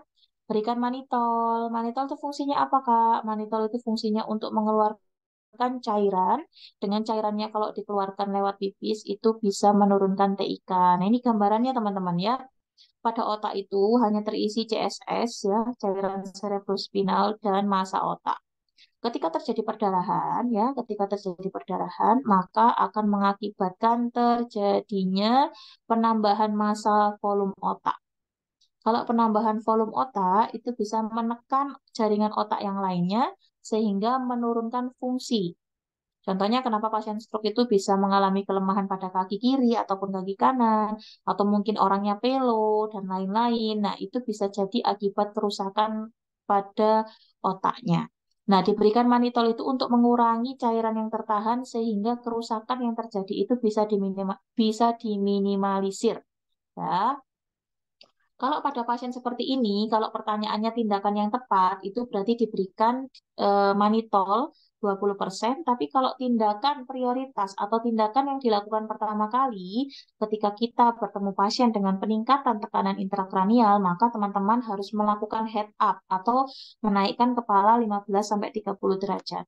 Tapi yang paling tepat itu di angka 30 derajat ya, karena beberapa jurnal mengatakan di 15 itu tekanan intrakranialnya masih cenderung naik. Yang paling optimal itu di sudut 30 derajat. Gitu ya. Oke. Nggak usah gerocok, Kak. Santai aja pemberiannya ya. Nggak usah pakai digerocok. Lanjut nomor 31. Ini sampai 35 kayaknya, Rek. Kalau lihat aku dari kurvanya 35 ini. Nggak sampai 40, 35.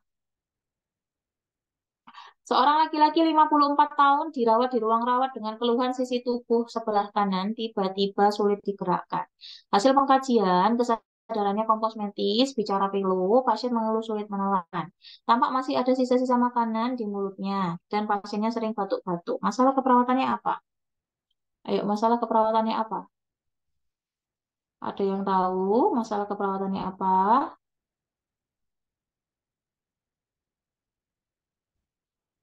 Ya Allah. Masalah keperawatannya apa, Kak? Ada yang tahu? Kita lanjut ya. Gampang kok ini. Di sini tuh tanda gejala yang paling muncul, yang paling gampang dilihat adalah dia ini mengalami kelemahan pada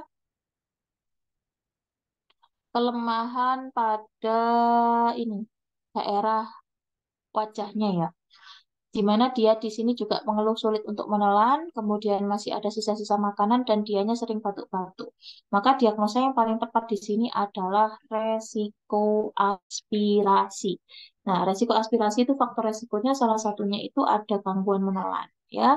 Karena ada gangguan menelan itu bisa mengakibatkan terjadinya aspirasi, kemudian adanya batuk-batuk juga, terutama pada pasien-pasien yang setelah mengalami cedera kepala, stroke, ataupun penyakit lainnya yang mengganggu sistem saraf pusat. Oke, kalau gangguan bicara itu nggak bisa bicara. Aku belum pernah lihat ya gangguan bicara itu ada atau enggak ya di SDKI. Aku belum pernah ketemu soal yang gangguan bicara, Kak. Nanti tak lihat kan ya. Nomor 32, Rek. Seorang laki-laki 38 tahun dirawat di bangsal penyakit dalam dengan diagnosis medisnya SNH.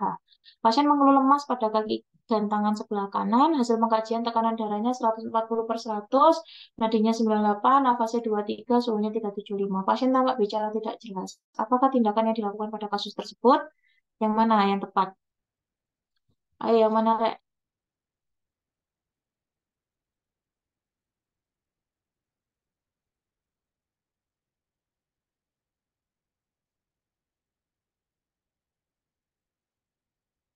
Yuk, yang mana jawabannya?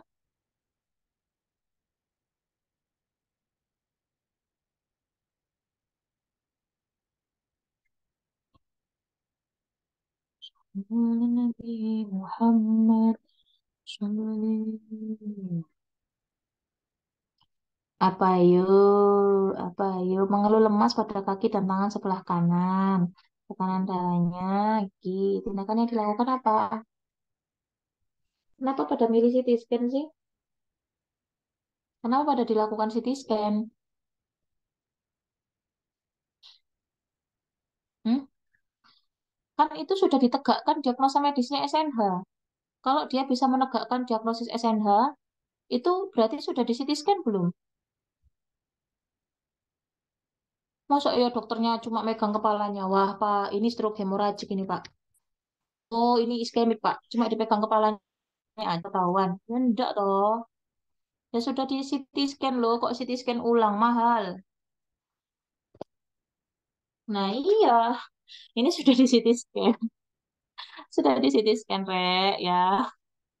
Kalau sudah di CT scan nggak usah diulang lagi. Nah, kita fokus di keluhannya akibat SNH-nya tadi. Di sini mengeluh lemas pada kaki dan tangan sebelah kanan, maka teman-teman bisa fokus untuk membantu menggerakkan anggota geraknya yang mengalami kelemahan tadi dengan tujuan apa? Dengan tujuan untuk mencegah terjadinya kontraktur dan atrofi otot akibat kelemahan yang ada. Itu ya.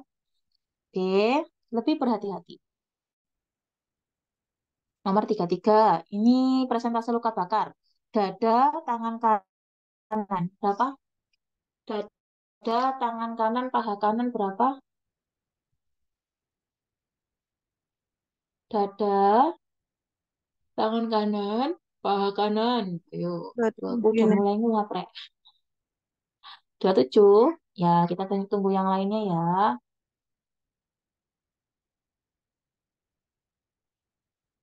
Ayo, jawabannya apa? Ayo, yang belum jawab, jawab dong. Ya, kita lihat ya. Dada itu berapa dada? Dada 9. Tangan kanan 9. Paha kanan 9. 9.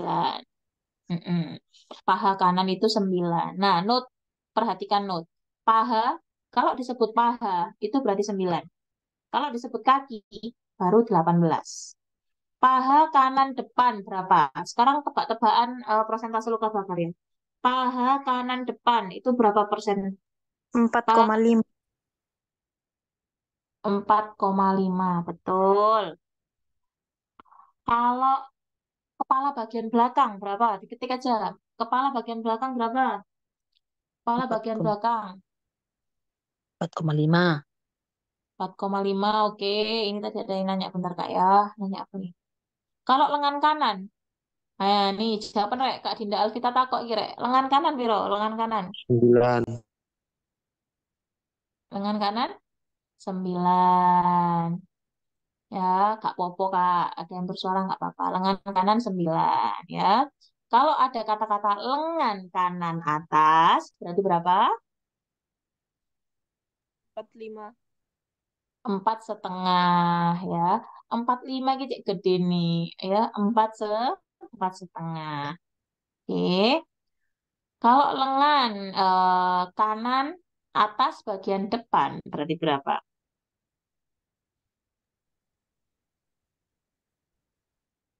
4,5. Berapa?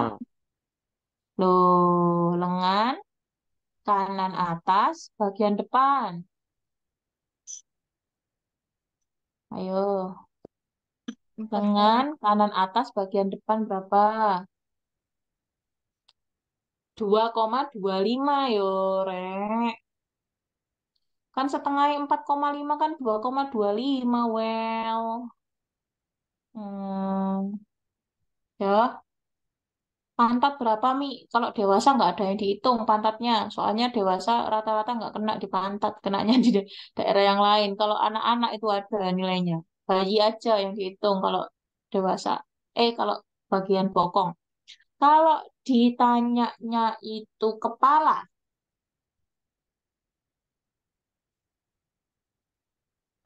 itu 9. Kalau leher aja, Rek, leher tambah wajah, berapa? Kalau leher tambah wajah, itu kakak hitungnya pakai luas telapak tangan kakak. Satu luas telapak tangan kakak itu hitungannya 1%. Karena kalau spesifik leher saja itu tidak ada. No, bukan 4,5. Leher aja itu hitung pakai telapak tangan. Kecuali wajah dan leher itu hitungannya 4,5.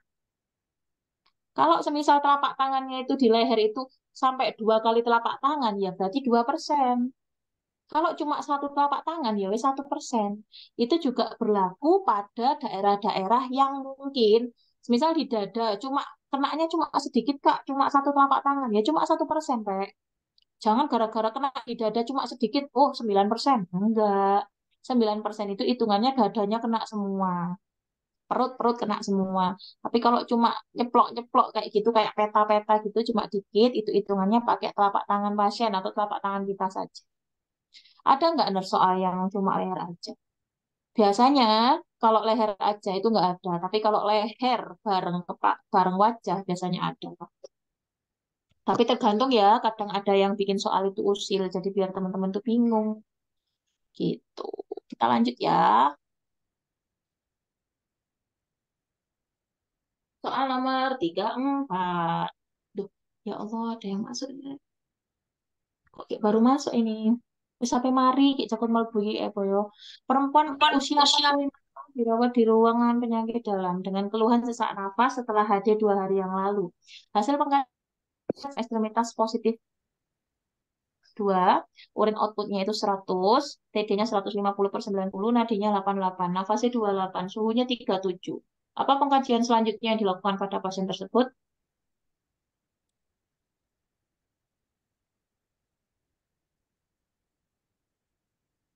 Apa ayo?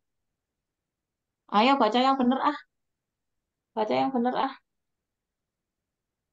Diagnosa utamanya apa pasien ini? Diagnosa utamanya apa? Leukemia. Ayo, diagnosa utamanya apa? Diagnosa utamanya apa? Tadi kan udah tak kasih tahu. Kalau ditanya pengkajian selanjutnya, teman-teman itu harus tahu dia ini permasalahannya atau masalah utamanya apa. Masalah utamanya hipovolemi. Kak Bobi, dia ada edem nggak, Kak?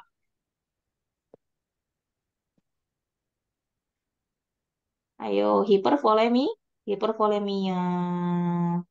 Ya, kalau hipervolemia, nah, hipervolemia itu data yang harus dikaji untuk menegakkan diagnosanya adalah berapa sih kenaikan berat badan yang terjadi dalam waktu dekat, ya, itu hipervolemia. Teman-teman pasti kepikiran urium kreatinin gara-gara di sini ada edem ya, karena pasiennya itu pasien HD ya. Belum tentu ya, karena kita lihat dulu pasiennya ini diagnosanya apa. Diagnosanya ini hipervolemi, berarti yang pengkajian selanjutnya itu lebih mengarah ke kenaikan berat badan pasien. Jadi untuk semakin menegaskan bahwa pasien ini memang mengalami hipervoleminya gitu. Oke, the last one, terakhir. Seorang laki-laki 38 tahun dirawat di ruang penyakit dalam dengan keluhan sesak nafas dan batuk berdahak sudah 1 minggu. Tampak pasien kesulitan mengeluarkan dahaknya. Hasil pengkajian tekanan darahnya 110/70, nadinya 90, nafasnya 24, suhunya 377. Apa pengkajian utama yang perlu dilengkapi pada kasus tersebut? Lihat dulu permasalahannya apa. Ayo,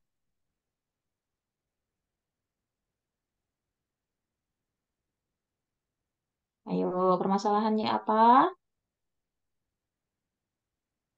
Alhamdulillah ya Allah. Alhamdulillah. Bersihan jalan nafas tidak efektif. Oke.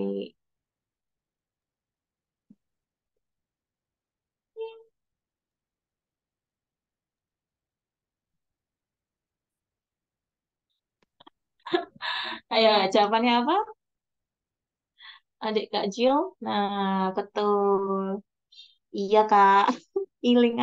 Ingat aja ya. Oke, nah di sini permasalahannya adalah permasalahannya di bersihan jalan nafas tidak efektif. Maka pengkajian lebih lanjut untuk mengetahui apakah betul-betul terjadi ketidakefektifan bersihan jalan nafas, maka teman-teman harus mengkaji apakah terdapat suara nafas tambahan atau tidak seperti itu, gitu ya. Boleh dilanjut? Oh, ini soalnya sudah selesai. Sekarang enaknya gimana? Soal tadi tetesan infus tadi ta. Coba ya. Sekarang tak kasih soal. Kalau 1000 mili itu berapa tetes per menit? 1000 mili. Berapa tetes per menit? 1000 mili berapa tetes per menit? Baru satu ini yang jawab.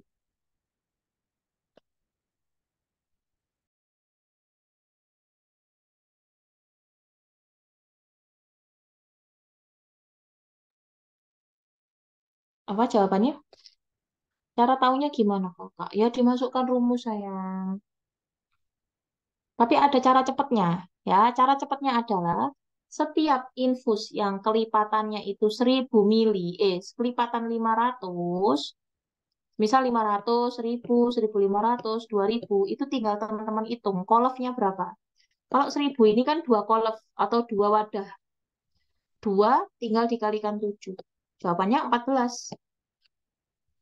Dalam waktu 24 jam pasti, Kak. Rumus kayak gitu tuh digunakan dalam waktu 24 jam dengan faktor tetesnya 20. Di luar itu nggak bisa. Kalau di luar itu ya pakai rumus normalnya tadi. Sekarang kalau semisal aku minta, ya, betul. Mm-mm. Terus kalau aku minta, dibagi 7, dikali 7, Kakak. Mm-mm. Kalau aku mintanya 3000, berapa berarti? 3000 berapa? 3000. 3000 dibagi 500 dikali 7. Berarti 6 dikali 7, 42. 42. Kok iso 35, Kak Titik? 6 3000 itu 5 kolof, Kak Titik. 6 kolof, Kak Titik. Ya, oke, sip. Sekarang aku minta, sekarang dosis obat aja ya, dosis obat. Nggak nampak, Kak. Memang nggak nampak, Kak. Ini soalnya soal siluman. Cuma dari mulutku ya. Tidak ada ketikannya di situ. Sekarang aku minta dosis obat. Dosis obat ya. Kalau semisal pasiennya itu diberikan obatnya, dosisnya itu 750 miligram, sediaannya 1000, pengencernya 5 mili, berapa cc yang diberikan? Dosis permintaannya 750, dosis sediaannya 1000, pengencernya 5 mili, berapa berarti? Berapa berarti yang dikasih? Ini sekarang tak minta buat ngitung dosis obat. Dosis obat yang dimintanya itu 750 miligram, dosis sediaannya 1000, pengencernya 5 mili. Pertanyaannya adalah, berapa cc yang diberikan kepada pasien? Caranya bagaimana, Kakak? Caranya adalah dosis obat yang diminta dibagi dosis sediaan dikali 5 mili atau dikali volumenya. Dosis permintaannya 750 dibagi 1000 itu dosis sediaan dikali 5. Jawabannya adalah 3,75. Betul. Gitu ya. Kita lanjut lagi. Semisal ini dia itu si anak berat badannya itu 20 kilo. Dosis per kilonya itu aku minta 15 miligram. Ya. So sediaannya itu 1000, pengencernya 10. Berarti berapa? Berat badannya 20 kilo, per kilonya itu 15 miligram. Pengencernya 10, berarti berapa?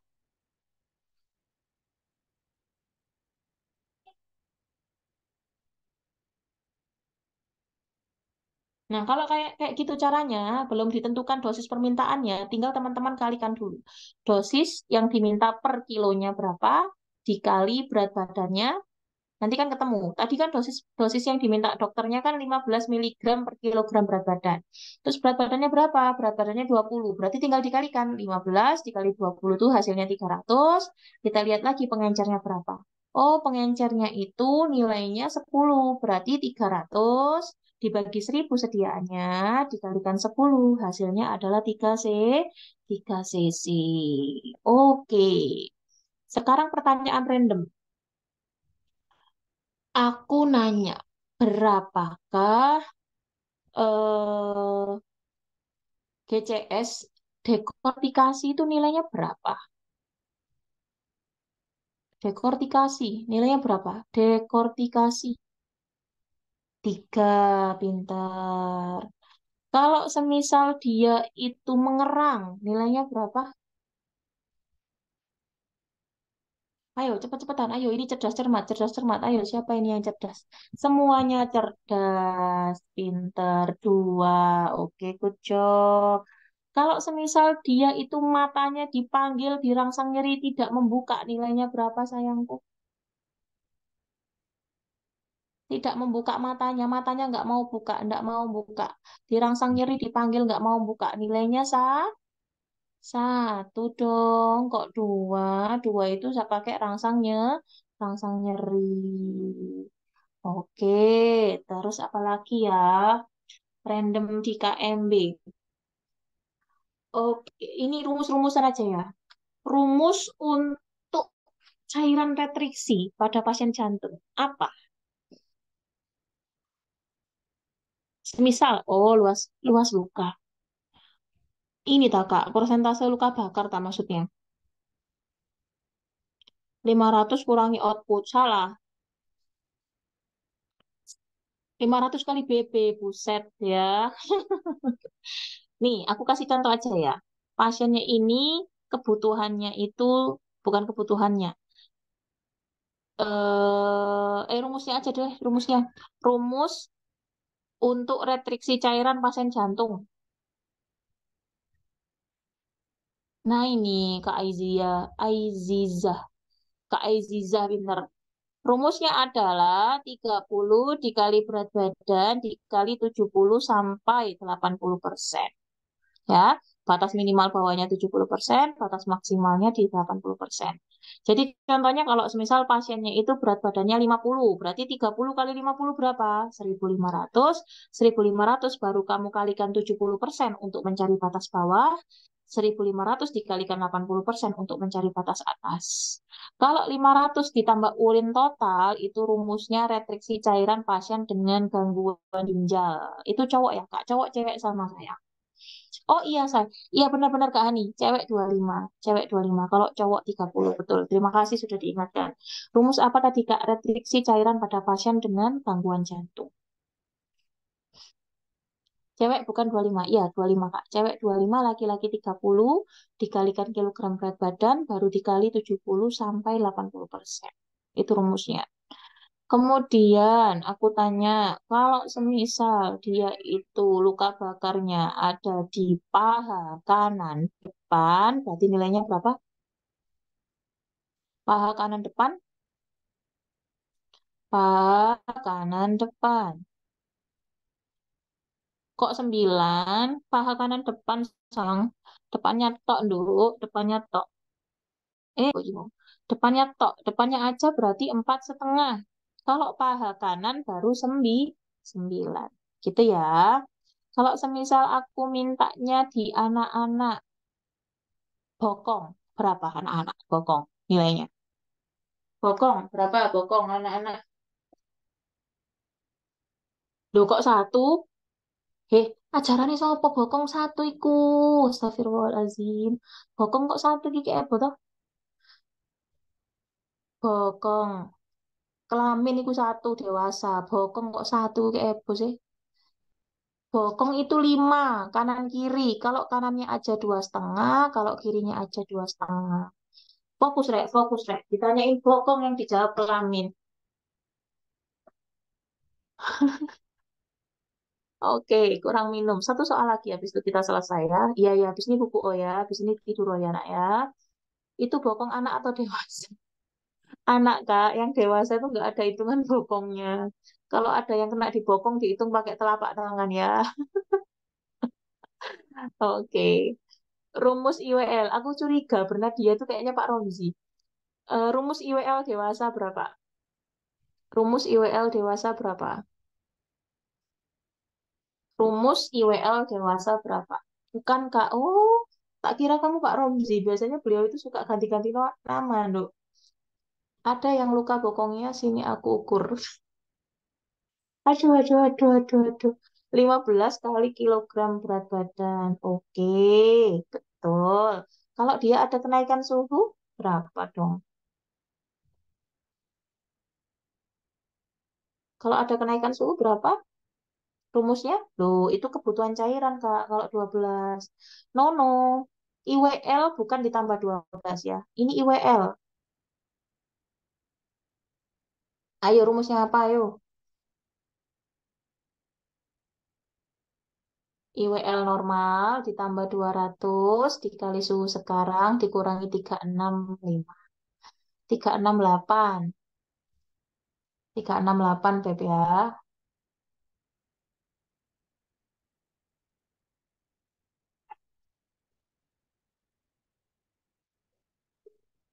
Oke.